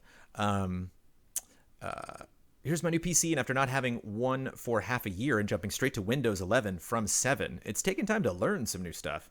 Watched Spider-Man twice in the theaters, on iSense and on IMAX. Was hoping to watch The Kingsman and Nightmare Alley this month, but they are currently closed because of Omicron. Can't help it. Every MCU series they released last year has been disappointing. They needed 1 or 2 episodes to flesh out better and have a better finale. I agree the finales suck. I think the finales of all of the shows are like, oh, that was what I expected.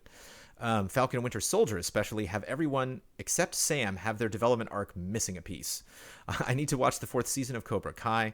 I've been liking previous seasons quite a bit, but being sick prevented me from watching them. Just finished The Last Guardian on Sunday. just finished The Last Guardian on Sunday, and this game is mechanically a very frustrating game. Some really great moments, but getting stuck for 2 hours on a puzzle that is clear as day to you, but an AI being wishy-washy is not helping. Oh, greatness is so hard to quantify. Turns out it was a glitch that Trico walked on the water instead of swimming in it, which of course a restart fixed the whole thing. Although there was another time I had to restart it. I guess for those magical moments I could forgive some things. No, not everything. And we can see why it's been diverse even between the allies. I'll write my GOTY next month, so until then, love and respect, Tirju Engi. So yeah, again, this is Tirju being like, yeah, you know, just working on some stuff. Just working on some stuff with this guy. Here's another shot of him. Let's look at this guy. Love this guy. Look at this. Put some glasses on. Take it off. Look at this dude. The lines are just again, this dude just flies off my screen, man. It's just the color and everything is very, very, very, very cool. I loved your work as Chim draws a lot of really crazy things, as you will see. But boy, keep rocking and rolling with that style. Here's Chun-Li's crotch over and over and over again, in case you want to just really focus in. But thank you for supplying all of the other layers, because I love to do this. So here's the first one, Chun-Li. Then she's got a little bag. She's eating, what are those called? Love the shade.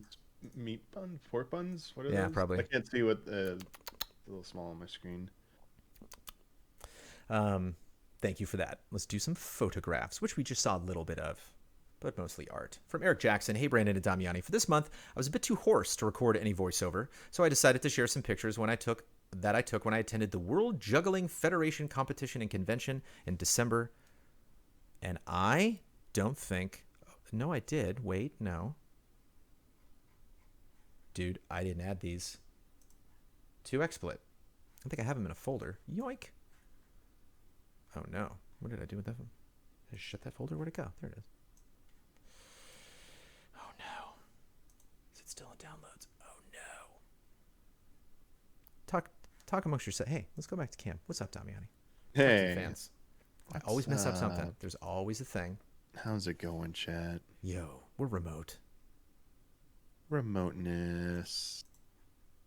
I'd rather forget the media than the post. As long as I remember the Patreon post, I'm okay. It's when I forget the media. Or it's when I got the media, but they just totally skipped the person. That RF switch.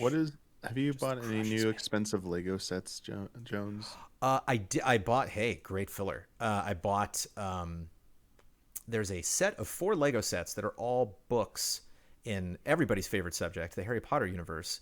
And Amanda's a big Harry Potter fan, and so I got her the Slytherin book, because technically the Slytherin-ish book is kind of reminiscent of the Half-Blood Prince book. And so I was like, oh, well, you can kind of put this on the shelf and pretend it's the potions book from Half-Blood Prince. And she was like, yeah, but it's still kind of fun. And it's literally just a book that has the Slytherin logo on the front, and you open it up and it's potion class, like all of the things roll out. And it was neat because it was, I should keep doing what I'm doing instead of answering your question. It was neat because it took like an hour. And so it's nice when those are short enough to just kind of do.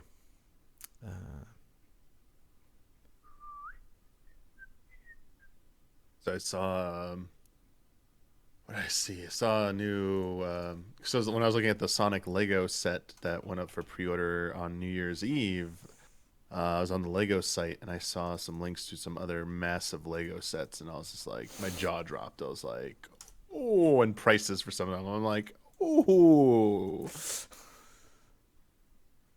Legos have gotten way more complicated since I was a They kid. have. We're actually going to have some Lego sets coming up, photographs and Lego sets in this segment. Nice. This actual, we're going to see, not built, we're going to see the boxes. And those boxes are tempting as well, just staring at a Lego box. Can you get unruly, chat? Because I want to do a Johnny Lawrence quote from Cobra Kai. Because I have some 14 friends who are like, I don't want to say generation younger to me, but they're in they're like young 20s, like college age, and they like don't know Karate Kid, but they're watching it and like they love the quiet when he yells at his students. So they're just like shouting at each other all of a sudden. I'm like, wait, you guys watch Cobra Kai? And they're like, oh yeah, no, we just like the meme. And I'm like, the meme, and they're like, yeah, the blonde guy yelling quiet. Like, So chat, can you get rowdy sometimes? So instead of the mods disciplining you, we can go quiet. And you have to You should like save that. I mean, bring that out of GOTYs. Isn't that the problem with GOTYs that we need? Oh, I'm gonna do it during GOTYs chat. Say, quiet. If someone's talking too much, I'm gonna be like, quiet. That's the easiest icebreaker is a joke. Ha ha ha! Yeah, we were being mean. We'll stop talking. You know, it's like, it's nice. It soothes the spirit when it's being criticized. If I start doing it, I will set Huber off. Yeah, that's the problem. But I mean, that's GOTYs. Then he'd be like losing a mind. Losing a mind. Just have like a yardstick and just slap people when they go on tangents.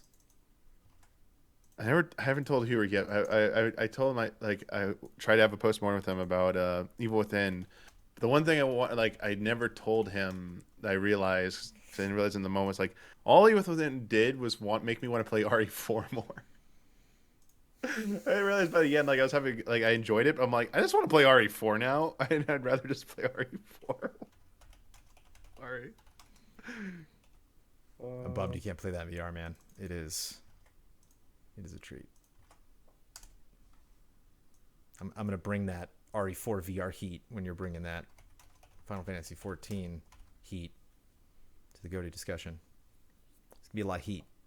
Okay, I can now put this in not that folder because that folder's gone. Okay, let's go back to drawings. Let's close out. Oh no, let's go back to photographs. Photograph. Come on now. Uh-oh. Chat. Stranger of Paradise has the potential to elevate memes back to the Bully Maguire status. I expect Stranger of Paradise to have memes that are like Bully Maguire caliber. Look at this photograph. Did I just crash XSplit? What's going on? No, because I saw you move stuff. Yeah, what's this? You see the square, Damiani? What's happening there? What square? This square? Do you not see that means square right there? That means that's highlighting what you are currently clicked on, what layer. Oh, okay. Yeah, so you're going through your layers. Where's the image I just dragged in? It's probably below a layer. It's probably below the stars. You need to move it up. It's not on the list, though. I don't see it. Oh, is it not a compatible photo? XSplit won't let you add media that's not compatible. Like if it's a weird extension, you gotta make sure. You might have to open Photoshop and export it as a JPEG or something. These are photos from Twitter. These are JPEGs, you know? Like it's... Oh, no. I think it might have just been too much. I'm sorry, Eric. Oh!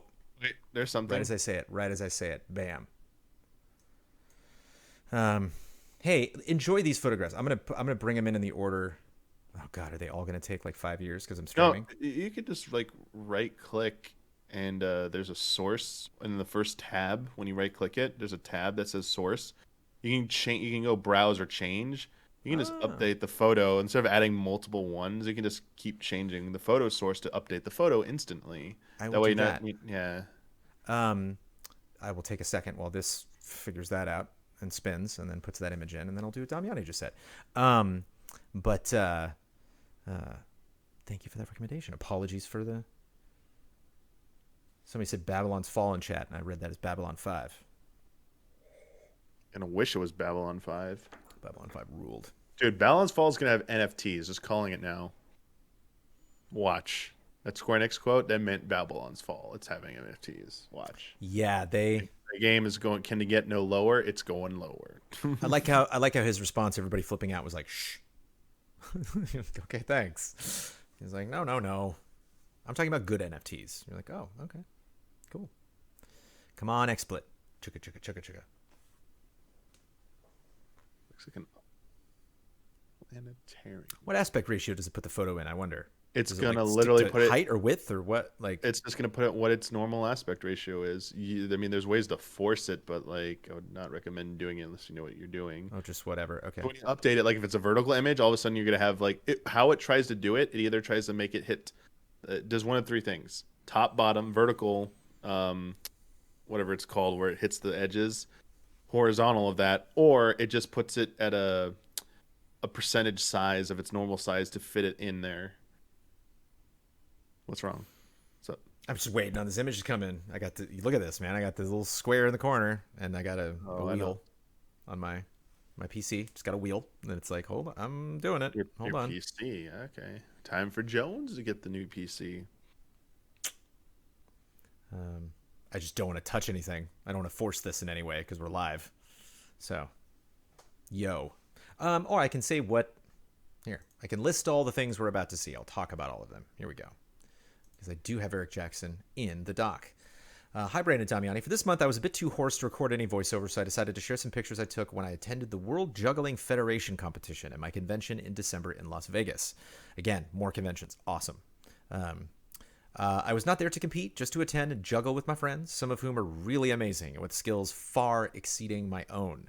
For my part, I'm always trying to get better at things, and this was another chance to work on my photography skills. It's not enough to just take the pictures, but to crop and edit them down to the best version of themselves. I can't say that I got there, but that was the goal for this month. I hope you enjoy.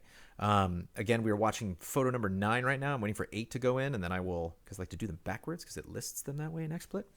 But let me jump to 9, which is everyone that the other pictures include juggling 6 balls and seeing who can juggle the longest without dropping. It ran for about a minute. Thank you all so much for what you do, allies. Love and respect, Eric Jackson, aka Jax on deck. So there are 8 other photographs. XSplit is just... I feel like that's... Yo, Jack, sorry. So sorry, this concerned your work. Should I click? Like, I'm kind of curious, like, in your peripheral vision, are you seeing the other people's balls in juggling? Like...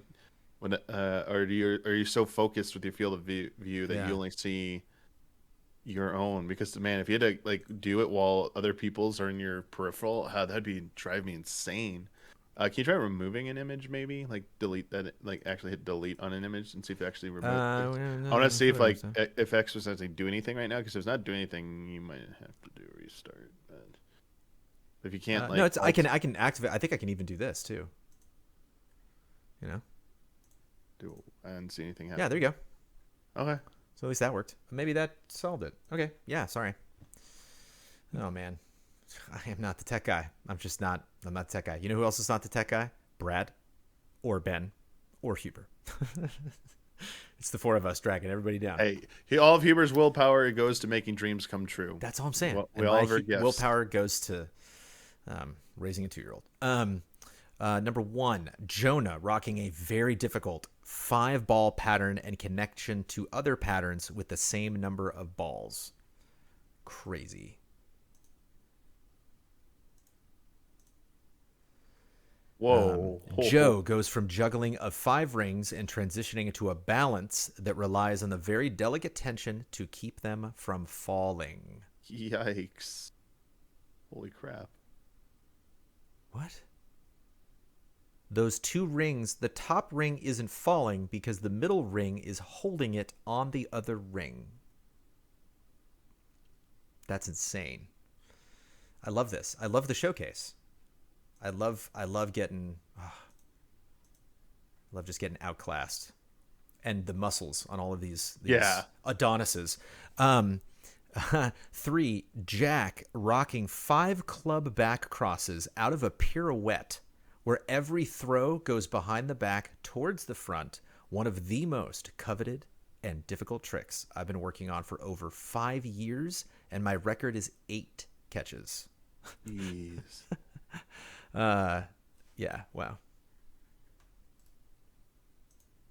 And that was 4? Well, this right here is Jonah doing 5-ring outside reverse cascade. Classic. This looks like anime. This is real life anime. Dude, where's the juggling anime? Where's the juggling sport anime? Do you say that? There probably already is one. We just don't know because we're not the anime people. I come to Community Showcase for my anime recommendations. Chat, what's the juggling anime? There has to be one, right? Jack, number 5, Jack flashing 8 clubs with 1 throw and catch of each to a collect. That's the words that were written.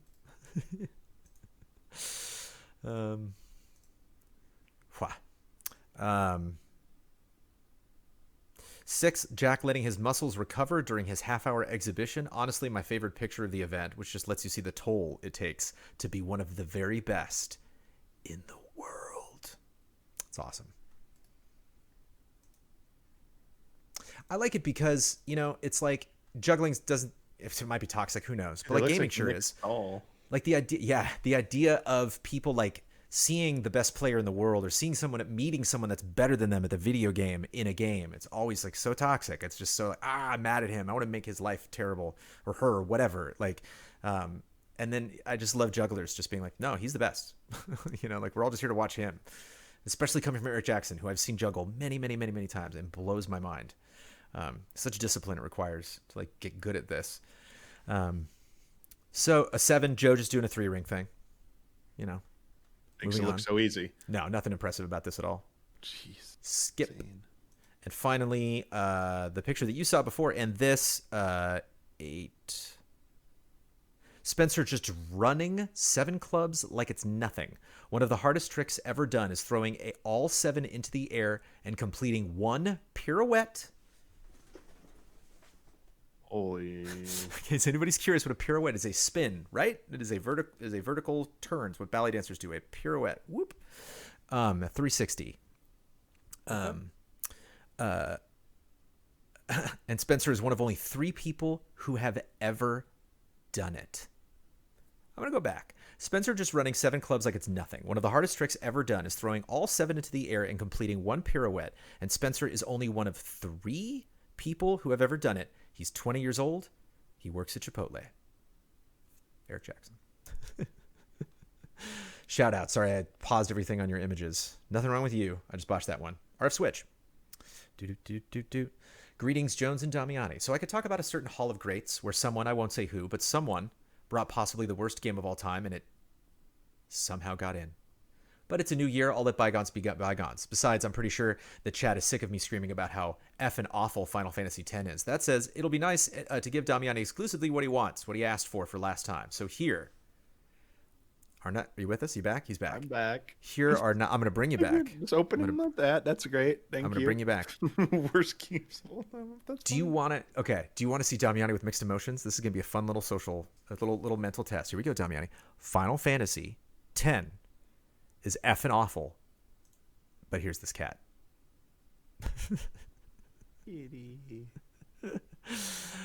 Here are 9 pictures of my sweetest girl. Number 1, this is one of the first known pictures I have of Themis. The hand is that of my much hated biological sister.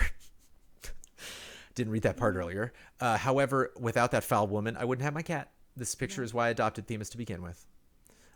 This is my favorite picture of the entire bunch. I love this picture so much.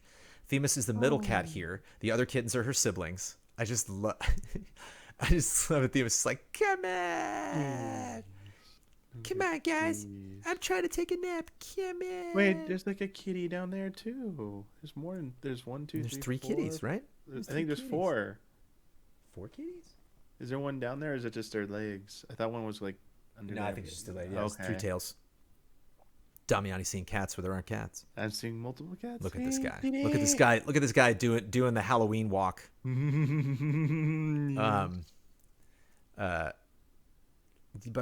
think this was maybe a few days or at least a couple weeks after she came to my house. Picture number 4. Oh my goodness. I will never not love her earth and rainbow of colors and how peaceful she looks. Aww.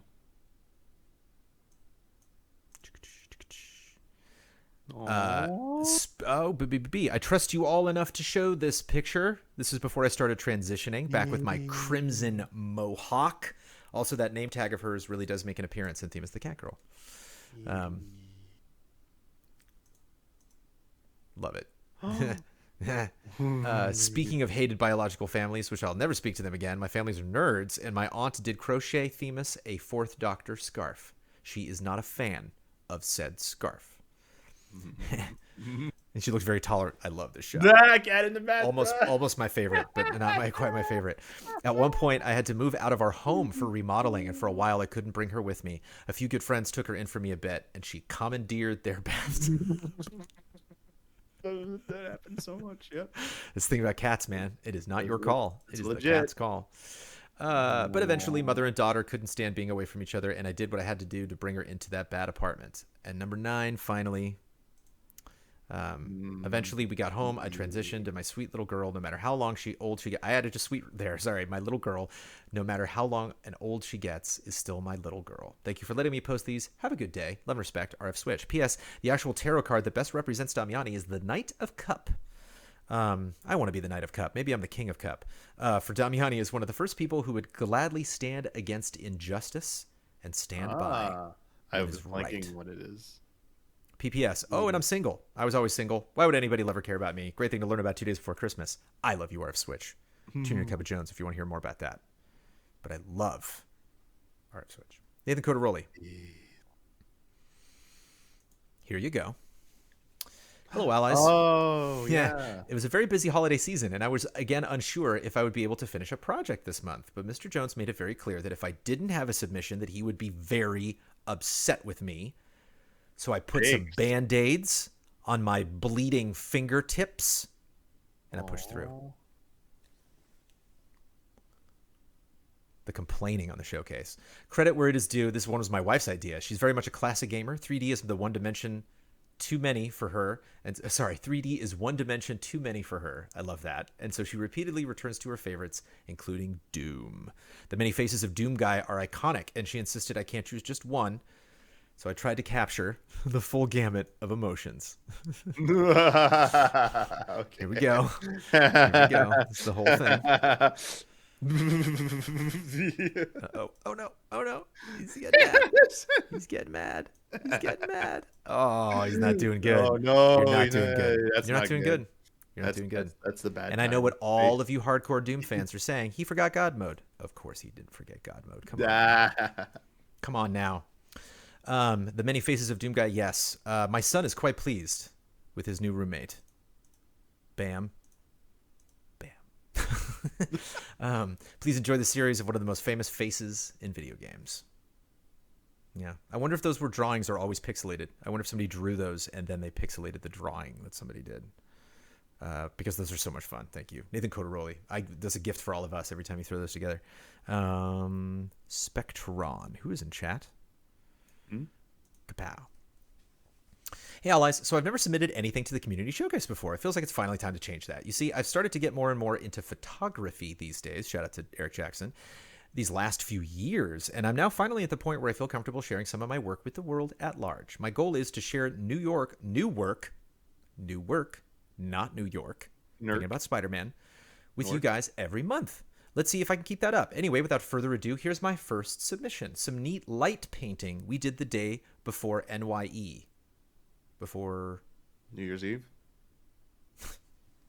He said New York, and now I'm thinking about New York. And he said NYE. I'm like, the New York Stock Exchange? Right. New Year's Eve. Thank you. I'd be lost without Damiani. This stream would be a complete train wreck. If I didn't have RF Switch and Damiani, I would be in deep, deep shit. It reminds me kind of a certain Marvel superhero, don't you think? Yes, it does. And I don't think this looks anything like War Machine. I don't understand. Wah, wah.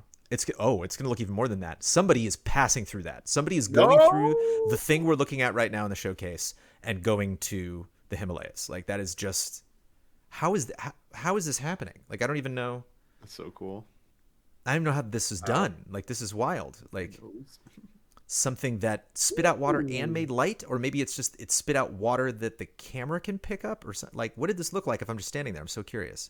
I think there's obviously like a thing where it's taking like a million photos and kind of making them one photo, but maybe not. I don't know. It's super cool. All of these are just equally cool. Like, I don't really have a favorite. They're just, it's like, yeah, that looks like a giant spell. That looks like the end of, I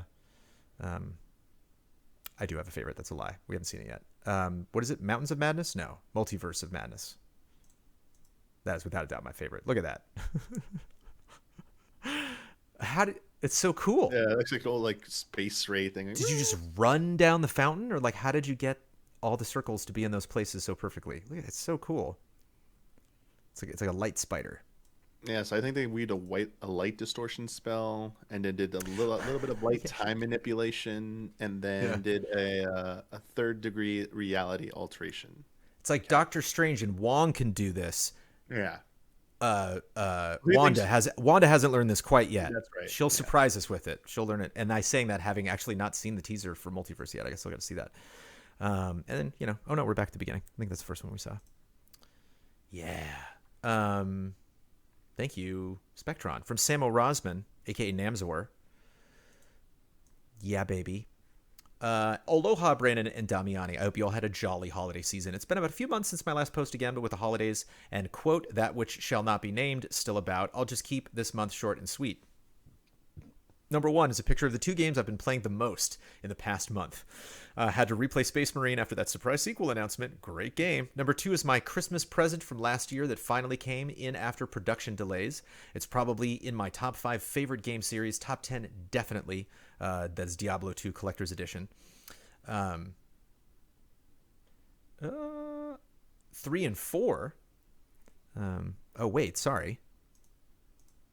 That is the thing, the collection that hadn't come in. And this is what I was going to mention earlier when I talked about funny games. That's the Monkey Island anthology, specifically the first 3 Monkey Island games, because it's you can't make an action game out of this series. You can't remake those 3 games as action series with the same script. It would not work. Like, the script for those 3 games is so damn funny because of how slow the game is, because of how long it takes you.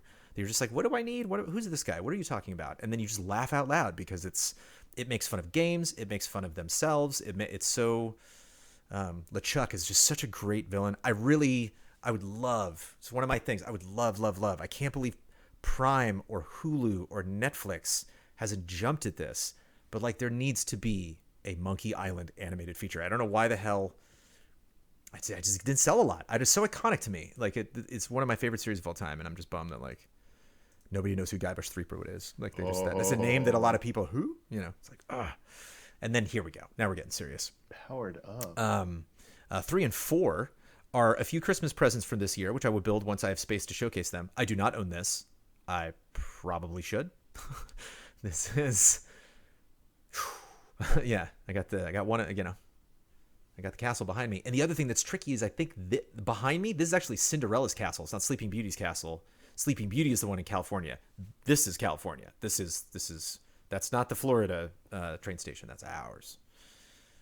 Shit, I need to buy that. I need to buy that today.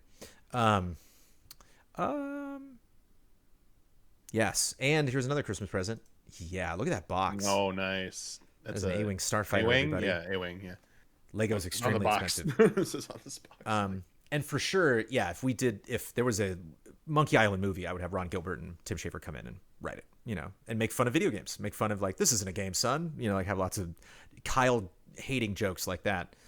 It reminds me of the Black series from the figures of Star Wars, just like how cool that looked. Even like where you lit the picture, it makes it look crisp. Really excited about the train set. I loved model trains since childhood, playing on my grandfather's setup. Also the fact that it's Disney's Lily Bell as a double plus. What's the Lily Bell? It's the name of his wife, and it's the train in the very back of the train. You can ask to sit in the Lily Bell. Maybe not during the pandemic, but when all of this is over, you can go to Disneyland and say, can I sit in the Lily Bell? And they'll tell you, no, it's booked. But technically, if you get there early enough, you can get on. Lastly, 5 is the present I bought for myself. Yeah, baby. Look at this thing. Wow. There's an upside down. Yeah, that's cool. There are green trees on top and spooky black trees on the bottom. There's a Stranger Thing upside down playset. I didn't even know this existed. This looks like something fans made. It might have, because that happens every now and then. Legos will like someone wins a contest or something and then they'll do it. That's really neat. And even the Stranger Things logo is upside down, which I respect so much. Shout out to Dave Cleland, who built our Lego set. Bought for myself this Christmas to get the holiday promos. Looking forward to the next season. Finally, not going to go to GOTYs yet, as I'm still mulling them over. Anyway, so are we. Happy New Year, and always mahalo nui loa for everything you do. Samuel Rosman, a.k.a. Namzor. Screenshots. We wouldn't even have this category. I wouldn't even be pushing the screenshot button right now if it wasn't for my buddy, Lo Tiaz, a.k.a. Sebastian Hall, a.k.a. our biggest Star Citizen fan in the community, who brings me my Star Citizen fix via the community showcase. Wow. I hear so much negativity about this game, and Sebastian Hall is flying around, having a blast. Hello, Jonesy and Damiani. Happy New Year. Let's hope this post makes it, as Patreon has mysteriously eaten my last 2 submissions. Last one I didn't realize had gone at the time. I was spending time with my family in very snowy Sweden. What am I writing about in this month's post? Well, of course, more Star Citizen. We had patch 3.15, which introduced personal inventory, looting, and proper medical gameplay with different drugs and damage tiers, etc. But biggest of all, we had a free flight week where anyone could jump in and give the game a spin for free. All of you took advantage, right? That's me asking that. We also had this year's IAE 2950 Intergalactic Aerospace Expo Kickoff, which is this in-game expo where all the manufacturers of the different ships get a day to each show off what they have, and people can try their ships. And this is not, you don't go there for this, is in the game. So like, look at all this craziness. We got new ships, ships flying super fast, new ships. What is he saying? Oh, medical bed. So it's a medical person talking about new updated medical stuff, which we talked about. But here's the thing. Here's this festival you can go to. This is very like Stark Expo. It's very, I get like, you know, Stark Expo meets the Citadel kind of. But look at this Expo thing. I was super excited to try out the new Crusader Industries Ares Ion Fighter, which is essentially a large railgun attached to a seat and an absolutely mental ship. So, me and my friend rented a ship each and went off to New Babbage to attend the expo. Landing in the spaceport, we had to take the tube to the event center. By the entrance, there were merch and food stands. Luckily, no queues ahead, so we could just rush in. There were ships and gear everywhere, which had us super excited. RSI had their variants of the Constellation series on display, which we could explore. The community favorite Argo Cargo was there, and we couldn't stop ourselves from running from ship to ship, exploring every angle, nook, and cranny of the ships. You can tell that this is still an alpha, though, as one stage I died from climbing a ladder. Let's look at some more of these, because you get up close to them.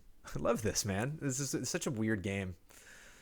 You know, love and respect to everybody that this game has like seriously infuriated, but it also just looks so unique and fascinating, even with killer ladders.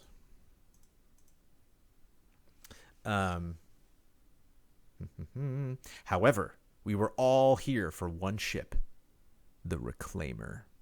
This is a huge salvaging ship for a crew of 5. The idea when it comes live in February is to be able to, after a battle or when coming across a wreck, to break down the wreck into bits and get materials and parts to be used for building and repairing your own ships.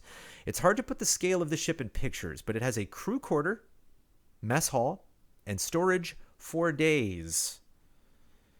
And days in Star Citizen means something a little different.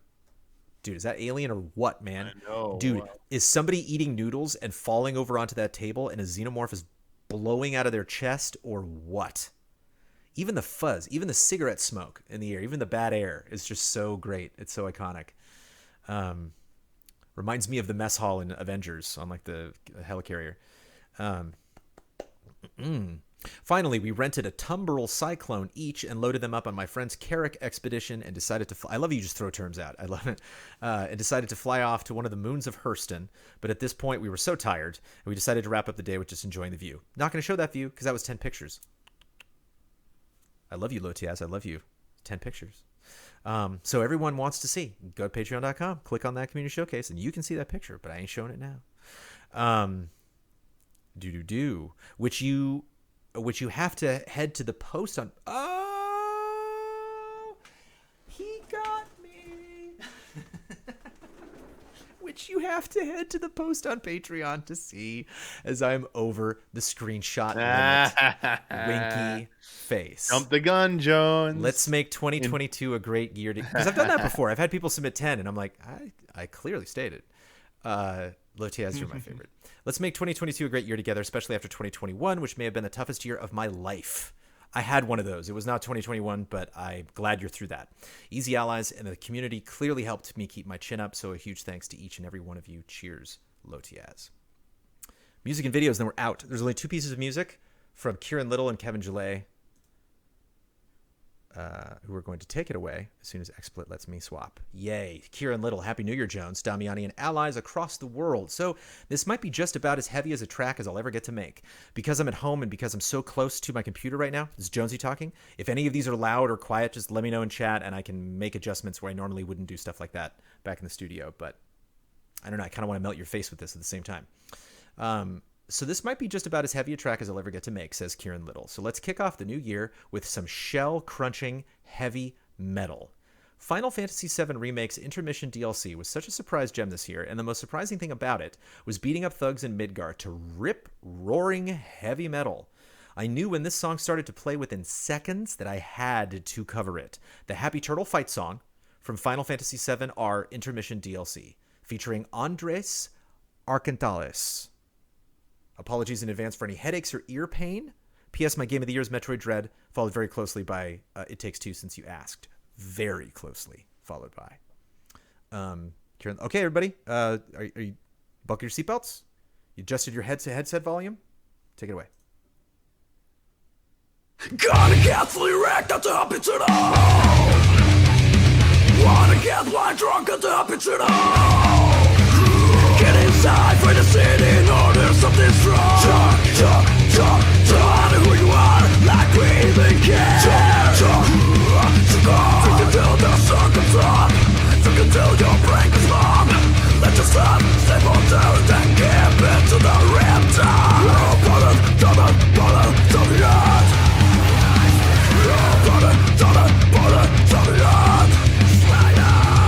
To the center rampage, keep the vapor on the bottle. To the center run riot, can't be the question you'll never stop. Come on to your shell. And body alive. Come on to your shell. And body alive. Gonna get fully wrecked at the happy to know. Gonna get blind drunk at the happy to know.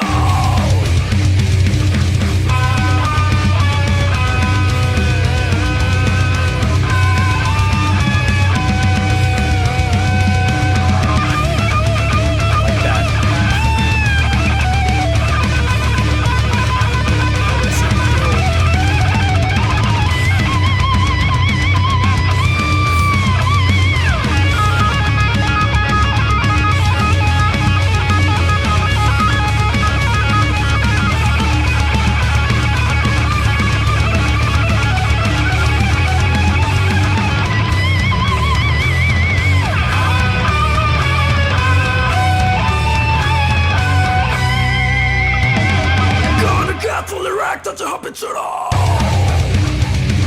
Wanna get blind drunk at the happy to know. Get inside for the city in order something strong. Talk who you are, like we even care. Talk until the sun comes up. Think until your brain is numb. Let yourself step on down and then give into the riptide. Brother, tell me that.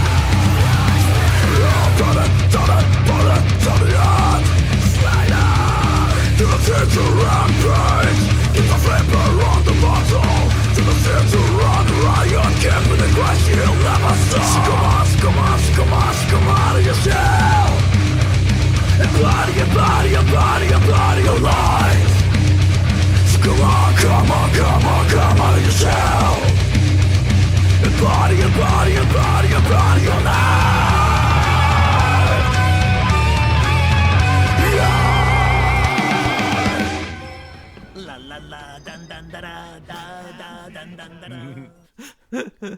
Dang, yeah. Wow. For sure. Props to singing that. Holy Loves crap. the Final Fantasy VII background, right? Was that from the old school game when he had the green picture-in-picture of the close-up and the solo, and it was like all the red houses with the roofs in the background? That was the old game, right? I'm sorry. Was I supposed to be seeing something? Did you not see any of that? I thought it was music. It's music. Whatever you brought up. Didn't see that. XSplit. It went to a blank screen. Yeah, for me. You haven't seen the art, but you've seen the video? What? Yeah, bummer. That's not XSplit. That's Discord sharing. It was Discord that blinked it. Right, but Discord has never done that before in the show. People have seen Discord. But so chat saw it. I didn't see it. That's Discord. You should see it. I mean, I don't want to replay that. Sorry, Kieran. I wonder. Can you skip ahead just so I can just see an image of it, maybe? No, that's nice. Sorry. Here, I saw that. I did see that. Oh, you saw that? I saw that. What you How just bizarre. did. So you're not seeing any of this? I see this. I see this now. Yeah, that Discord cut to moved all of us to the right, and then it didn't show this. Then here's Kieran Little killing it like he was before. Look at him go. He's got a badass Teenage Mutant Ninja Turtles shirt on. This is Andres Arcantales. Oh my gosh! Also seeing killing him, it. Seeing him sing it is like amazing. In a Metallica shirt in his house. For some reason, I can't you hear all your parents being like, why does he sing like that? Why does he sing like that? He sounds like he's hurting. Why does he sing like that? The shot I was talking about in particular. Yeah, what were you referencing? This. Oh, that's Wu-Tai. Right, but it's from 7. It's from 7. That's from OG 7 7 remake. That's from OG 7. Yeah, because we haven't seen Wu-Tai in Right. That's proper. The assumption I was Wu-Tai making proper, was that that's a tease. That's like, maybe we'll... Okay. That's all I'm saying. Okay, well, if you've seen... Was he saying Slayer too? Slayer! In the background? There was Slayer or Nair, or there was some air word in the background that he kept screaming. I'm like, if he's screaming Slayer, bless him. From Kevin Gillet. Hello, Jones Damiani. Happy New Year to all. Let me know if you don't see a thing you're hearing, Damiani, immediately. Wait, well, you said music, so I'm like, all right, we're just listening. Fair. And like, yeah. One more and music track, and then we're doing video. No one in chat said anything that indicated visual stuff, so I'm like, all right, yeah. Seemed perfectly normal to me. Yeah, Radioactive Magic says at least they all saw it. That's all that matters. Kevin Gillet. Hello, Jones and Damiani. Happy New Year to all. As is tradition, and I was looking forward to this. Here is the month after Christmas. This month is another Christmas carol that I boosted during last December, a few days before getting boosted myself, turning it into some sort of epic fantasy battle theme. This year, my choice was Ding Dong Merrily on High. Love and respect, Kevin Gillet. Do you know this one offhand? Dun dun dun dun dun dun dun dun dun dun dun dun dun. Ding Dong Merrily on High.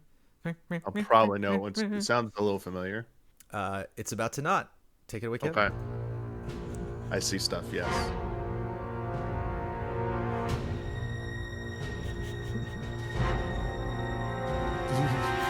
So serious. That's the Marvel version. Yeah, that's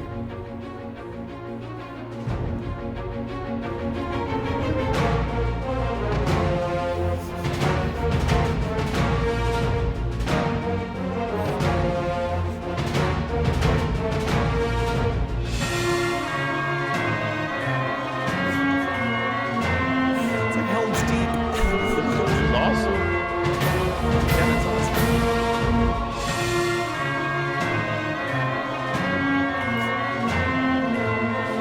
Oh, it's a trailer.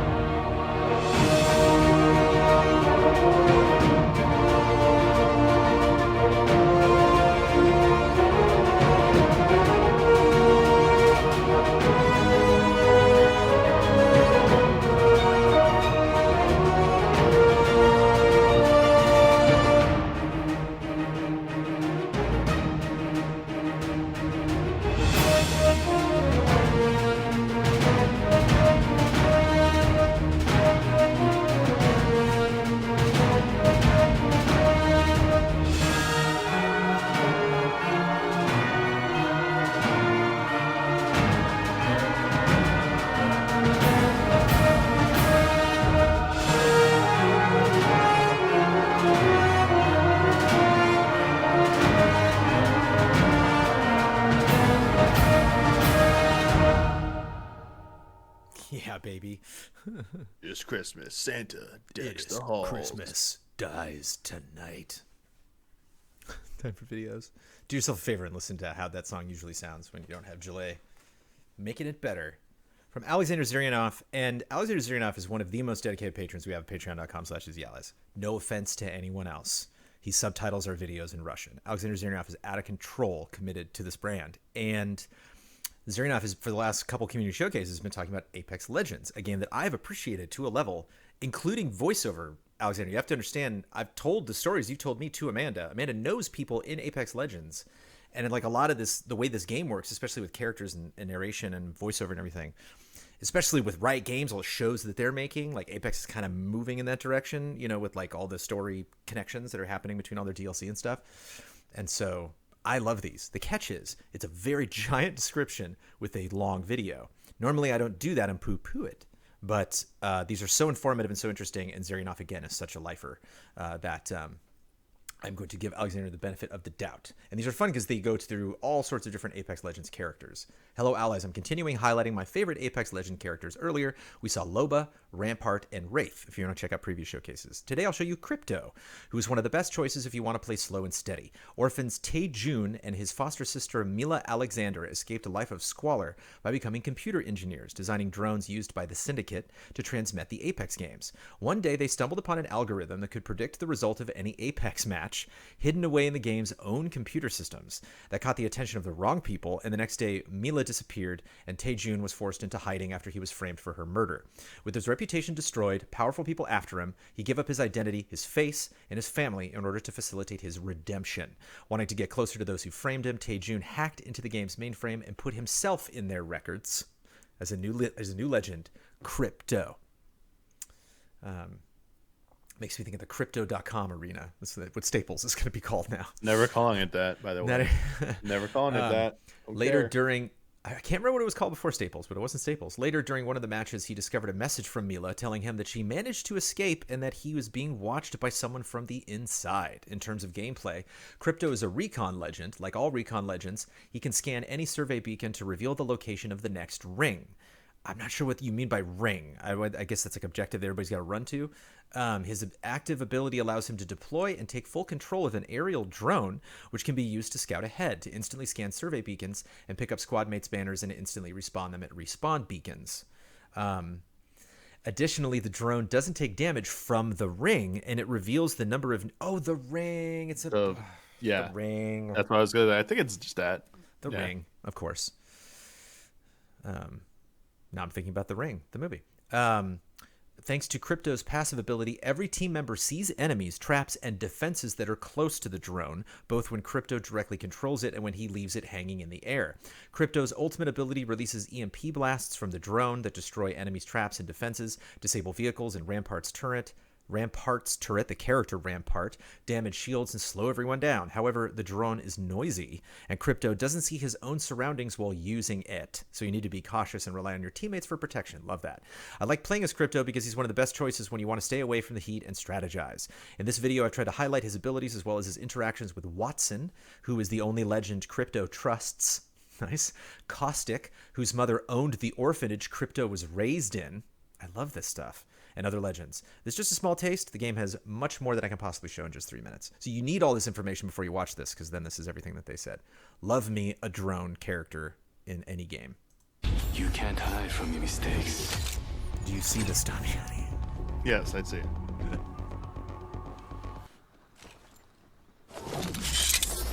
Adding an extra pair of eyes.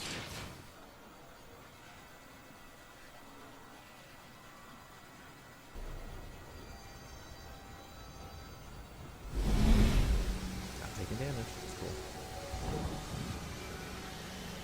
정신 차려. Check your map. I reveal the next ring. Patching into my eye in the sky. I'll let you know what I see. One squad in the area. We have the drop. Got the banner. I'm not giving up on them. I heard you. New kill leader appointed. There's a new kill leader. 조심해. Executing report. One of them over there. Frag out. Sending report. I'm back. Logged into my drone. Someone destroyed my drone. Hold on, let me help you. Hold up. Healing. Thanks. Glad you have my back. I won't let you down. I've got you. 걱정 마. 이제 무사할 거야. Merci. And I'm still Need a sniper stock. briefcase can pass. Good. I trust you. Thank you, Crypto. It's safe with me. You're good at keeping secrets. My secrets, at least. You should choose whom you parley with more carefully. Whatever. How does it feel, knowing you're nothing without someone else picking you up? You'll die without me. What does that make you? Dragged from the gutter once again. Perhaps you should stay there. I need light ammo. Light ammo here. Paying tribute won't save you. Might be something good there. Okay, kid. This better not be a joke.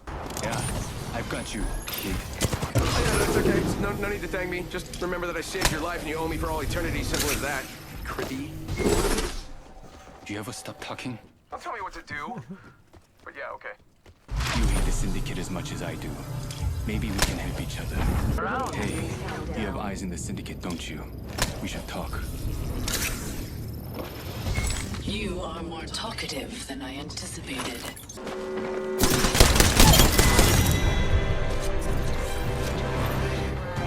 Because after today, you're all flying.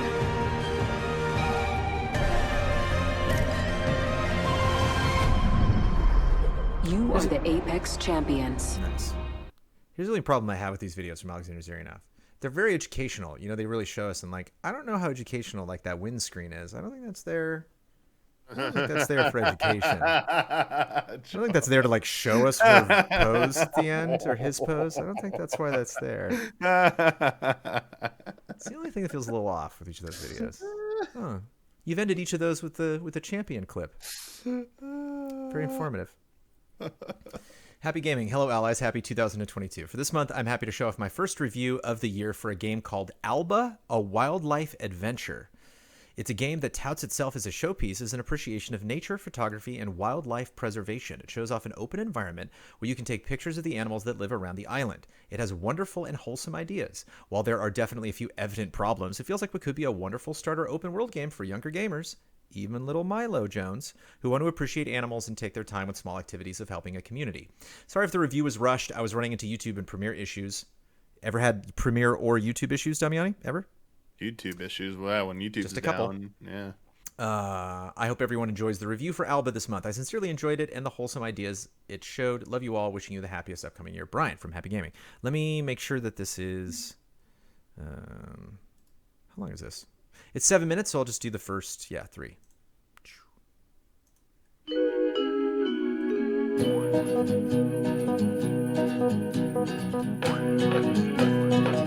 Oh, this is great. Oh, no. Photography is a patient art form. It's about seeing and appreciating natural grandeur from a distance. Photography can allow the view of the world from a uniquely detached perspective. From that distance, we may view and appreciate the world around us at its most natural, when it's unaffected by outside influence. While photography has been utilized as a mechanic in many games of the past, few games tout the practice as their main way to interact with the world. Alba, a wildlife adventure, is a game that aims to bring an appreciation for the simple joy this activity provides, as well as to teach positive lessons about wildlife and nature preservation. It tries to explain simply that anyone can make a difference through small actions. There are a lot of positive ideas displayed, and while they may not be explored to their fullest potential, Alba still uniquely showcases a friendly gentleness through its utilization of photography that is rarely found at the core of many games' mechanics, as you explore a small Mediterranean island and snap pictures of the wildlife you're trying to save. I love this.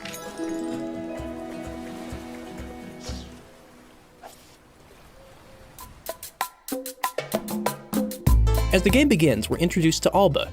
She's visiting her grandparents for a week on a small fictional island called Pino del Mar that's inspired by the coastal towns of Spain. While spending an afternoon with her friend Ines, she and Alba come across a beached dolphin trapped in a discarded net. With the help of the community, everyone is able to save the dolphin, and Ines and Alba decide that it's their duty to protect the wildlife around the island by forming a conservation group together. Unfortunately for them, the mayor reveals shortly after his plans to tear down the island's nature reserve in order to put up an expensive hotel to boost the island's tourism. Over the course of her vacation, Alba will need to help clean up the island and showcase its animal inhabitants to the residents in order to gain signatures for a petition that will prevent the hotel from becoming a reality. Each day will have a number of tasks to complete. Some of these involve repair of bridges and birdhouses that are strewn around the island, helping injured or sick animals, or cleaning up litter to attract more wildlife. The majority of Alba's daily activities, though, will involve her camera. A resident in support of Alba and Inez's cause will often give the locations of rare animals for Alba to photograph. While these help showcase the rarer breeds of animals to the island natives, you'll need to photograph all sorts of animals to help assist with the broader parts of the island's knowledge of their wildlife. There are 62 different animals to photograph, all living on specific parts of the island.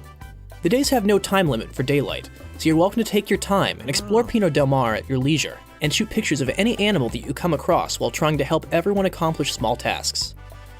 Alba's phone has a handy encyclopedia, so it's easy to differentiate between breeds of animals you've photographed and which still need to be found. For the most part, walking around... Doodly-do, 3 minutes. Oops, I'm in trouble. Did this come out last year? Oh no. Is this like, not GOTY material obviously, but like we're researching games from this last year? Oh no. Alba. Yikes. This is the list, baby. I'm putting it on. Alba. That has everything I want. Because, what did I play? Toem. Yeah. That's like that, you know, but different in a lot of ways. Toem's a lot about color, and that seems like it's about animals specifically, and there's nothing I don't love about that. Thank you, Happy Gaming, for that. I guess mission accomplished, right? I wrote the name down. Sarah Knight. Happy New Year's, Jones and Damiani. Hope things are going well for you guys. Just another drawing video for your pleasure and joy. Hope you guys continue to stay safe and continue to be awesome to everyone around you. Much love and respect, Sarah Knight.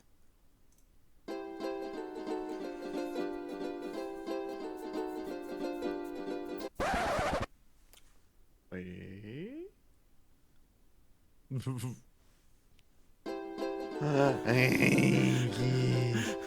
Hey, Jones and Damiani. Sorry for the mislead. I just couldn't resist. Kitty tree. So last time Damiani was on the showcase, he asked for cats, and who am I to deny him that request? Kitty, come up, say hi. The big boy here is Ollie. Hi, Ollie. And this sassy girl is Kissy. Kissy. And their brother and sister. Aww. We got them around Christmas 2012 when they were only 3 months old.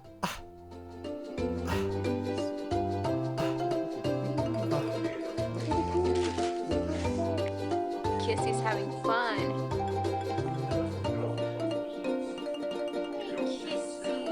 Kissy. I like the chocobo music. Kitties are chocobo. They were found in a cardboard box at a very rainy campground, and the mother was nowhere in sight. Whoa. Even though they had a very hard beginning, they have grown to be very loving cats, and as you can see, they show no signs of slowing down.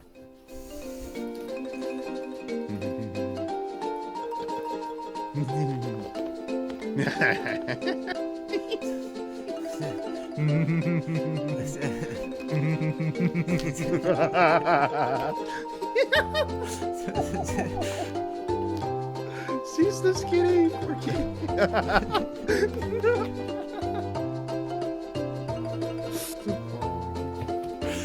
What a great showcase.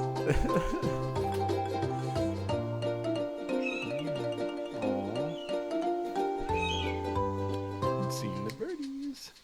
They going nuts.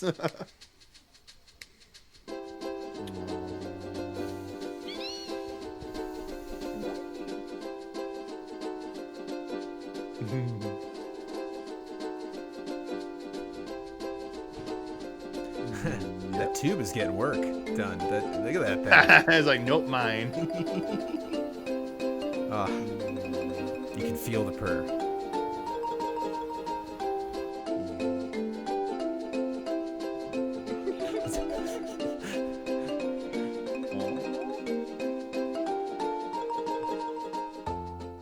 Hope you guys enjoyed this video as well as my very bad voiceover, and continue to stay safe.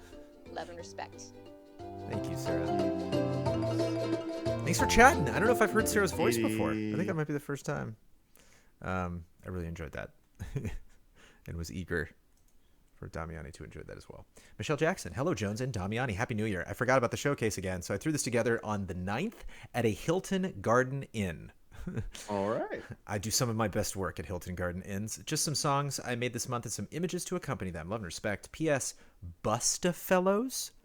Busta Fellows. Bustafellows. Busta Fellows, one word, was GOTY.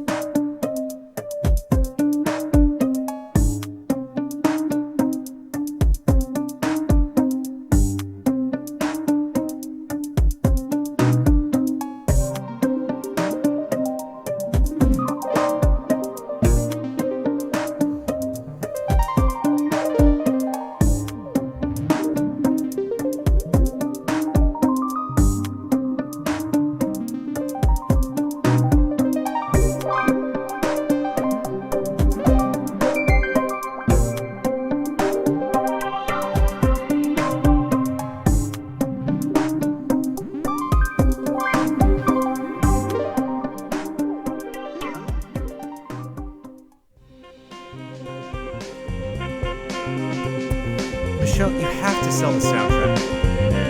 Like, I know this game's going to come out one day, and I'm sure you want it to make as much money as it can. The soundtrack to this is so tight.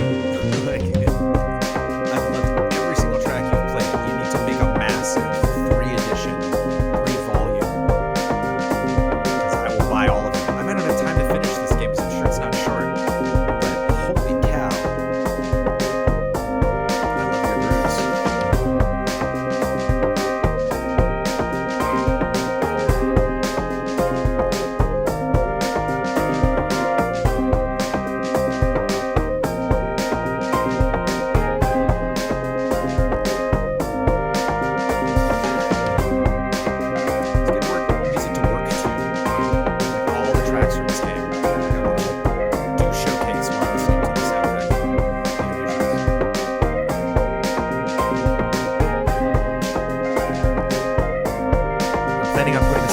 SoundCloud and Bandcamp. Nice. I hope you get the attention you deserve for it. It's really, really good.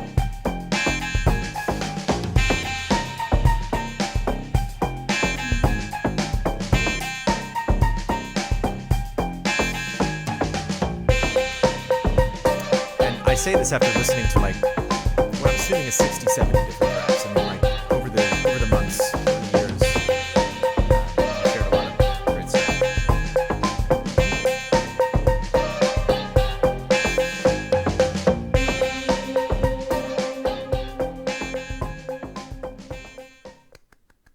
Sorry to talk over it. I'm just such a big fan. Radioactive Magic. Hi, Damiani and Jones. Hope you had a wonderful Christmas and New Year's. Or NYE, as some call it. Mine was just fine. For the month of December, I had a much shorter episode released for my Pokemon game design series. So you can just go from the start of the video and end 3 minutes from there. If an ally is curious to check out my channel, they can type in Radioactive, one word, Magic, Pokemon Reboot. Radioactive Magic Pokemon Reboot into YouTube because, oh boy, the YouTube algorithm does not like sharing my videos. Welcome to the club. And it's a big club. That's not just mean welcome the other 8 allies who are in your club. Min-Max, everyone kind of funny, man. It's a bummer. There are a lot of really huge titans of YouTube that just are like, I guess I'll do another job. Granted, I have less than 10 of them so far, so here's hoping that improves in the future. Have a wonderful January. Love and respect, Damon. I love these videos.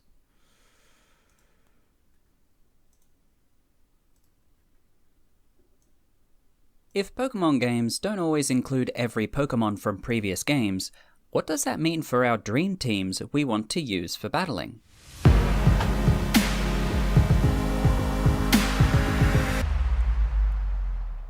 Hey everyone, this is going to be a shorter video. Also, because it's December, my team is busy getting ready for the holidays, so we'll take a little break from longer videos and come back in January with a big episode. This video is almost 9 minutes long, just so you know what radioactive magic means by long. These cover many parts of Pokemon. It is fascinating to watch. For this one, I just want to expand on a detail I introduced in the previous episode, Professors and the Pokédex, with a mechanical feature that the narrative I introduced allows for. I'll break this down into the development side of things, then the narrative, and then finish with gameplay. First, a little recap. I presented the idea of a Pokemon University to act as the beating heart of Pokemon's overall world building, a concept that the sequels and online content could anchor and revolve around.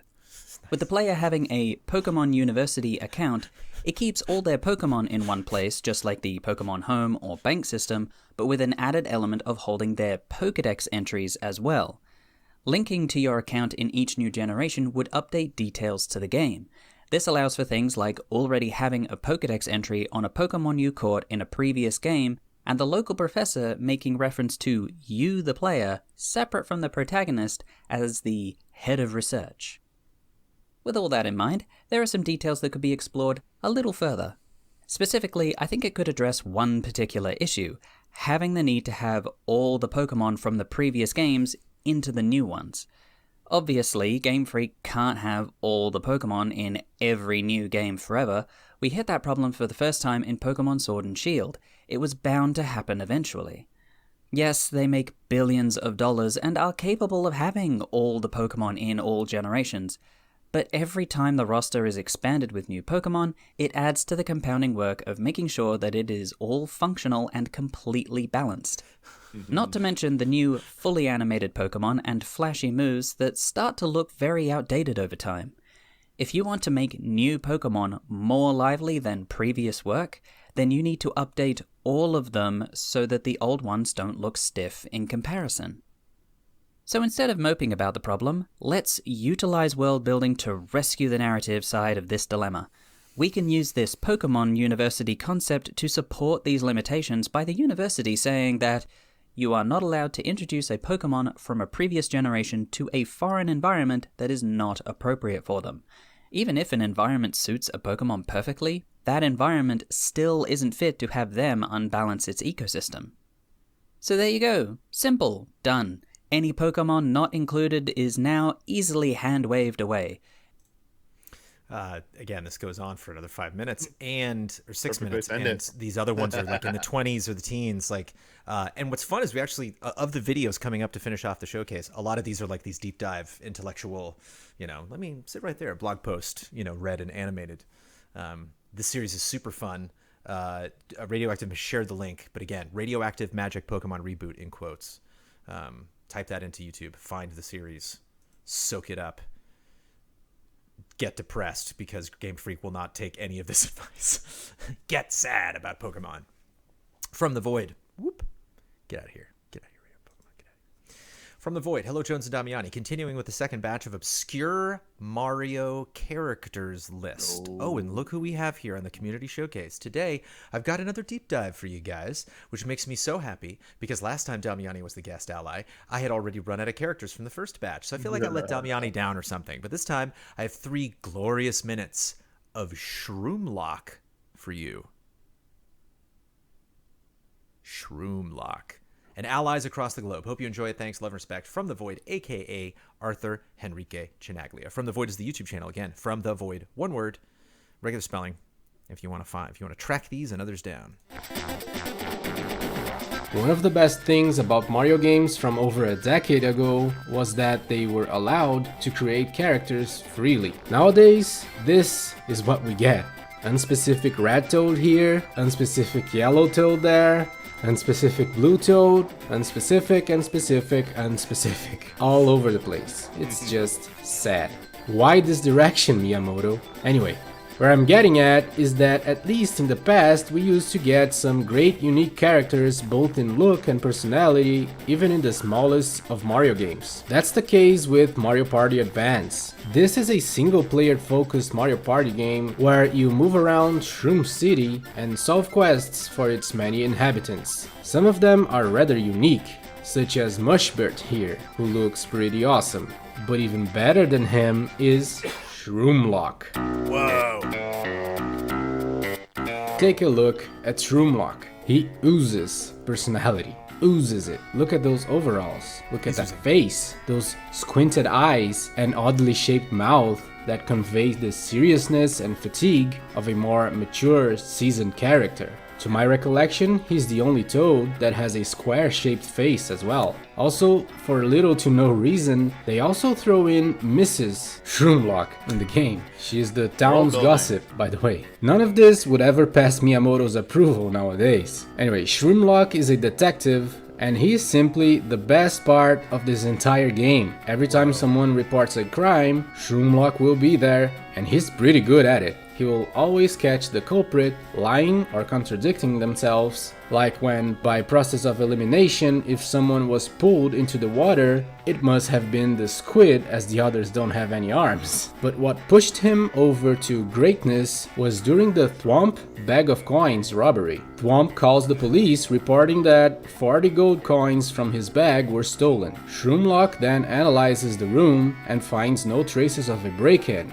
When asking the victim, he says that he was away from the house when the crime happened, and that's when Shroomlock figures it out. Previously, while analyzing the room, he noticed that Thwomp had grown too big for his own door. He could never have left the house, so this crime never even happened. Thwomp was only desperate for attention because he has no friends. And after that, not only does Shroomlock not arrest Thwomp for this false crime allegation, but also becomes Thwomp's friend, thus solving the issue entirely. Seriously, what a great guy, right? The world needs more Shroomlocks, you know? Hear that, Mr. Miyamoto? The world needs more Shroomlocks. Do not continue to deny us that for no reason whatsoever, please. Anyway, Shroomlock gets the 5th place. Fantastic. That was sick. Cutting it down manually, adding the plug at the end. Profesh. Super 3 Cow. Hello, allies. As part of my crusade of becoming a content creator, I'm sharing a different video this time. Over a month of hard work, I released this video a couple weeks ago. The full video is 10 minutes long, so here's a 3-minute cut. Thank you for that. I hope you enjoy it, and welcome any feedback you have. What is the first video game featuring an orchestral soundtrack? I find this question important because nearly everyone today uses orchestral music in their games now, either digitally or with real instruments. So we're here to find out who started it all. Let me be clear on what I mean by an orchestral soundtrack. I'm talking about real people walking into a room, blowing into tubes and plucking strings at microphones, and that's the music. But let's see if we can also find the oldest synthesized orchestra in a game as well. Okay, let's get started. If you check Google, there are multiple top articles claiming it is Hitman, codename 47, released in 2000. Now, I wouldn't consider myself an expert on orchestral compositions, but does this sound like real instruments to you?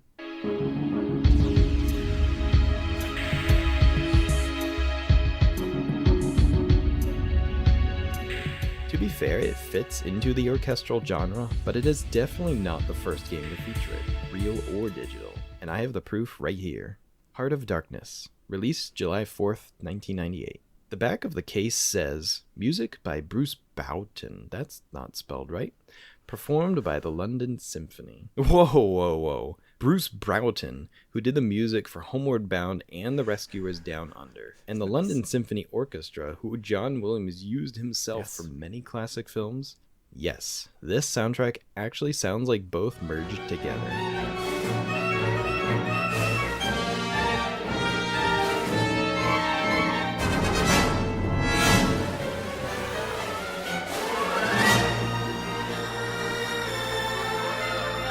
Super John Williams, that's so fun.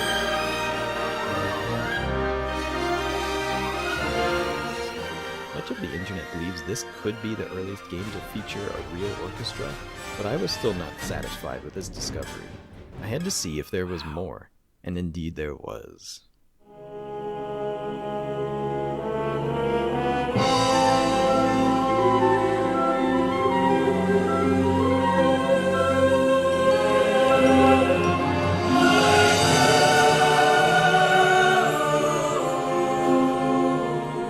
Intelligent Cube, released in Japan in January 31st, 1997. A seemingly normal puzzle game for PS1. In fact, when we got our PS1, this demo disc contained the game, but it had no music.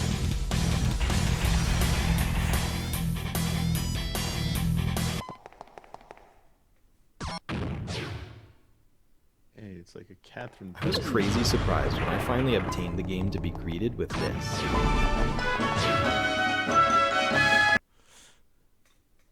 Right, that's the 3-minute version. Boy, I sucked in.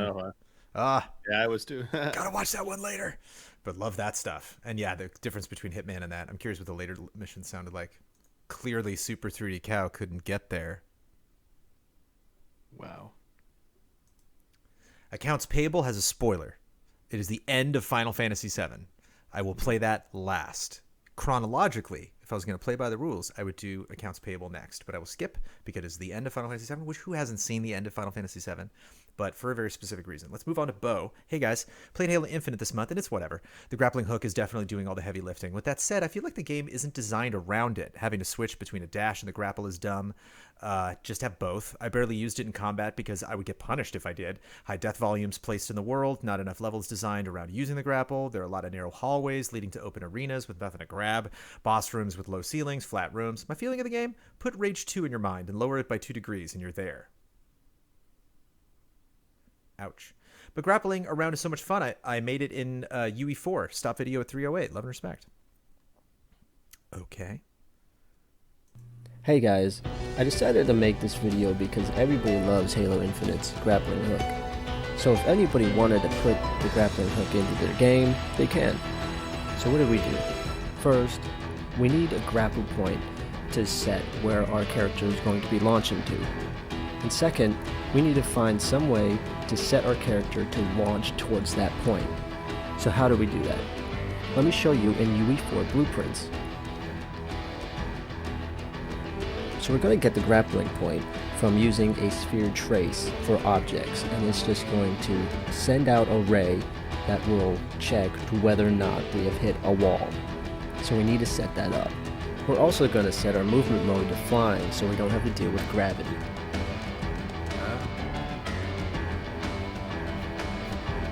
Super 3D Cow did beat that level of Hitman, by the way.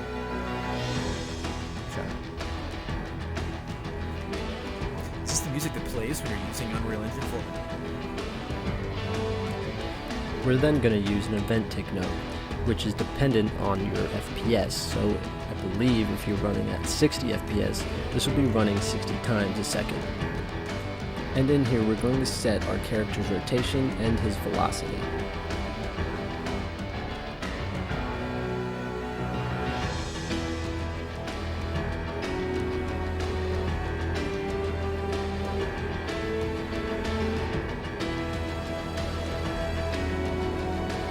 Now, all we have to do is just reset everything to the way they were before. So, on the release button, we're just going to uncheck the grapple button pressed variable, and we're going to reset our character's rotation, and we're going to set our movement mode to falling. And that's it. Let's test it out and see if it works.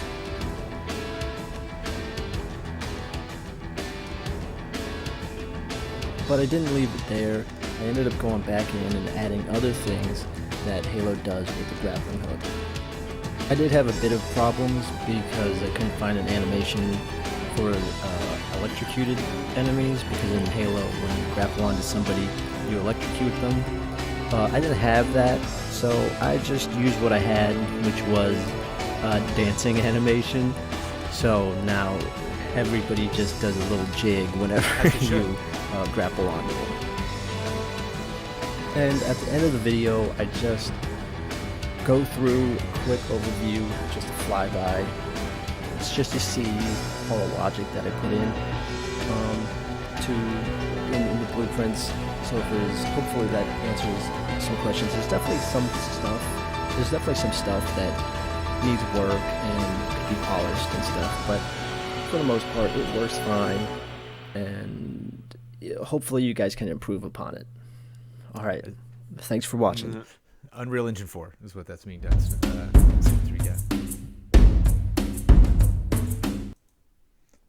Such good music. Yeah. Kiraz. Grappling hooks. Kiraz. Oh, no. Go away, video. Kiraz. Hello, Jones Damiani. Thanks for pushing back the date a little bit on this one. This is later in the month the showcase usually is. 2022 is already shaping up to be one of the best starts for gaming here in my neck of the woods. Technically finished right before the new year, Super Metroid is a game I teased on Damiani's last community showcase event. Growing up, we only had the original Metroid, so Super Metroid is a welcome sequel to that game. The game rehashes so many of the first game's ideas that it's weird for me to call it a sequel. Some of the level design is ripped straight out of the first game, and there isn't an element for Metroid 1 that isn't in Super Metroid. I think if I played this game as a kid, I would think it's one of the greats. It's a good game, there's no question, but so many games have taken the template laid out here and expanded upon it that the game is solidly fun experience for me without rising to the cream of the crop status. Metroid Fusion is a game I played a lot as a kid. I never did beat it though, and getting to the end of Fusion introduces some surprisingly tough bosses. I mean, harder than many Dark Souls bosses. I appreciate the more linear design of Metroid Fusion, something I often hear as a negative towards a game. But I enjoy that it really experiments with having a stronger narrative and fleshing out Samus as a person. It differentiates itself from Metroids 1 to 3 this way. Some of the plot details connecting us closer with Samus, it really just seems like a good decision, and I like it. If I had to criticize anything about Metroid Fusion, Metroid always seemed to have some inspiration from the works of Giger, but Fusion just almost entirely rips off the Alien franchise at points. It's a good game though. The surprise during my holidays is Horizon Zero Dawn. Yeah, baby. I started the collectathon game not really knowing what to expect. Given that Aloy is an outcast, I, along with our protagonist, found myself largely uncaring for the world of Horizon Zero Dawn, or at least the human tribes.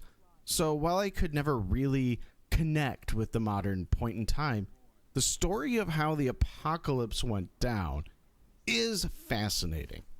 Anyone listening to this who enjoys a good sci-fi story, this is one of the best I've seen in video games. Yeah. It's also one of the best combat loops as well. I really liked the DLC. The difficulty ramps up, and I had to plan out how I'd enter combat and what tricks to use. Brute forcing with good aim alone wasn't always an option.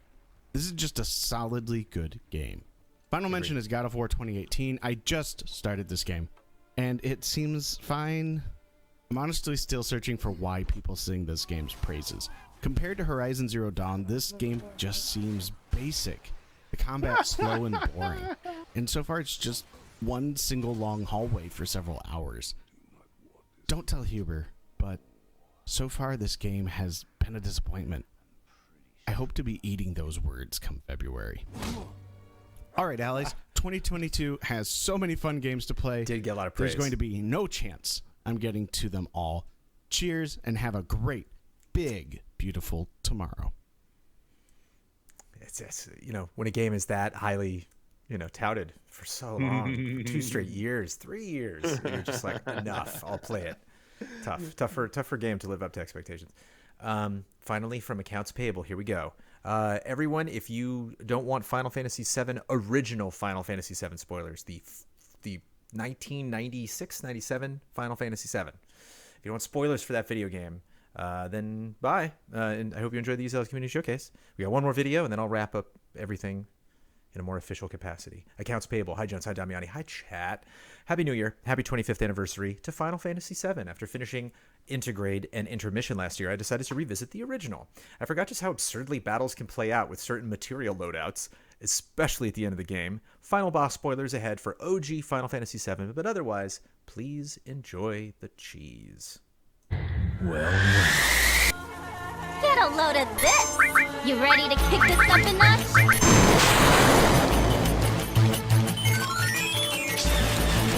Seriously?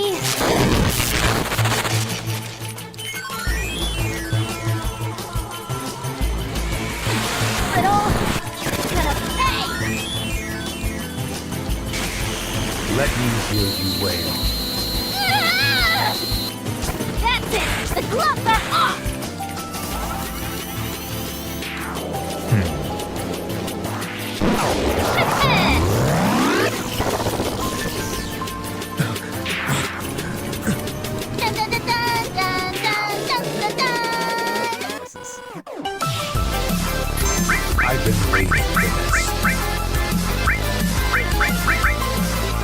beg for forgiveness.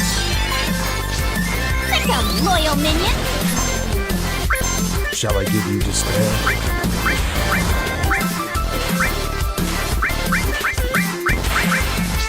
Come on now, up and at 'em!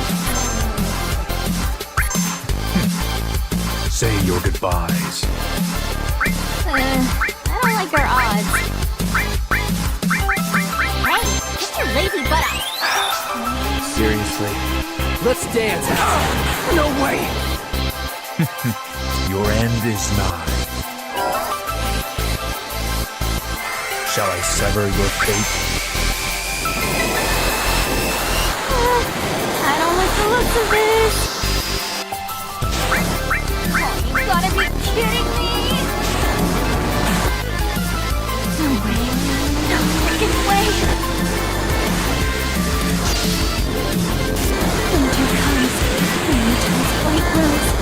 But there's something. Give me a break. Think we should make a run for it? This isn't a game. Focus.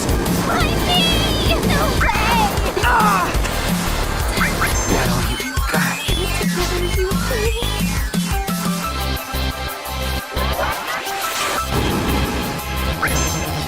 What are you doing down there? Get on! Need the backup!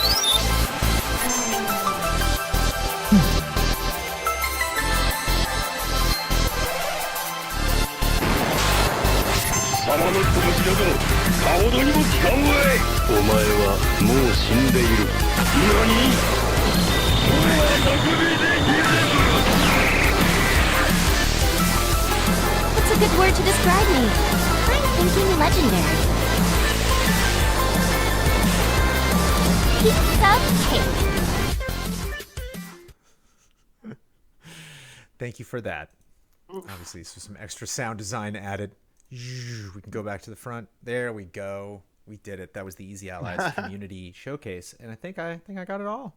Thank you so much to everybody at the $10 tier. Again, this is people who've given us $10 or more. Patreon.com/EasyAllies. They get the post. The post goes up at the end of the month. I was actually pretty proud of myself for how early I put the post up for this one. Usually I like, oops, like 2 days before the end of the month. This went up while I was in Florida. This went up right after Christmas. The post and then the showcase is usually the first or second week of the month. So if you want to be involved in the February 2022 Easy Allies Community Showcase, just sometime in the next week and a half or so, sign up on Easy Allies on the Patreon at that $10 or above tier, and you will see that post when that comes by. You will unlock that and be able to submit any of the categories, including voiceover. We every now and then we have people talk to us while we look at each other and listen to stories they want to read or things they want to talk about. So all of those lovely things happen at the beginning of the month. The Easy Allies Community Showcase live on Twitch for everybody to watch. The post for January is now public. If you go to patreon.com/easyallies, on the top you'll see Community Showcase along with podcast and all of the other things that we do, Q&A. You can click on Showcase and then see all the showcases for years and years and years of people sending us all of this incredible stuff. So thank you so much to everybody that did. Thank you to people that supported Easy Allies. But of course, thank you, Michael Damiani. You're welcome. For being here this month. Thank you for the cat videos. Thank you for Cloud joining us. Thank you to Cloud and love to Cloud. I have a cat. That cat is not going to come to me if I come try to grab him and bring him on the showcase. Maybe you'll get to see Norbert again. I miss those big tabbies. We used to have a big tabby named Alba Dumbledore. He passed a couple years back, and we got Norbert. Norbert's great, but Norbert's a goof. He's not that kind of quiet, stocky cat that I like that just sits on stuff and goes, "I'm smarter than you." I like that kind of cat. Norbert's a weirdo, but he's our weirdo. Again, thanks for the support. Thanks for watching here on Twitch. If you enjoyed the archive and everything, let us know about all of it. Support the people that support us. Go to their YouTube channels and let people know about them. Tell people about the amazing work, the amazing art the community of Easy Allies is creating, and how great Michael Damiani is. That was the community showcase for this month. Love and respect, everybody. Take care. Bye.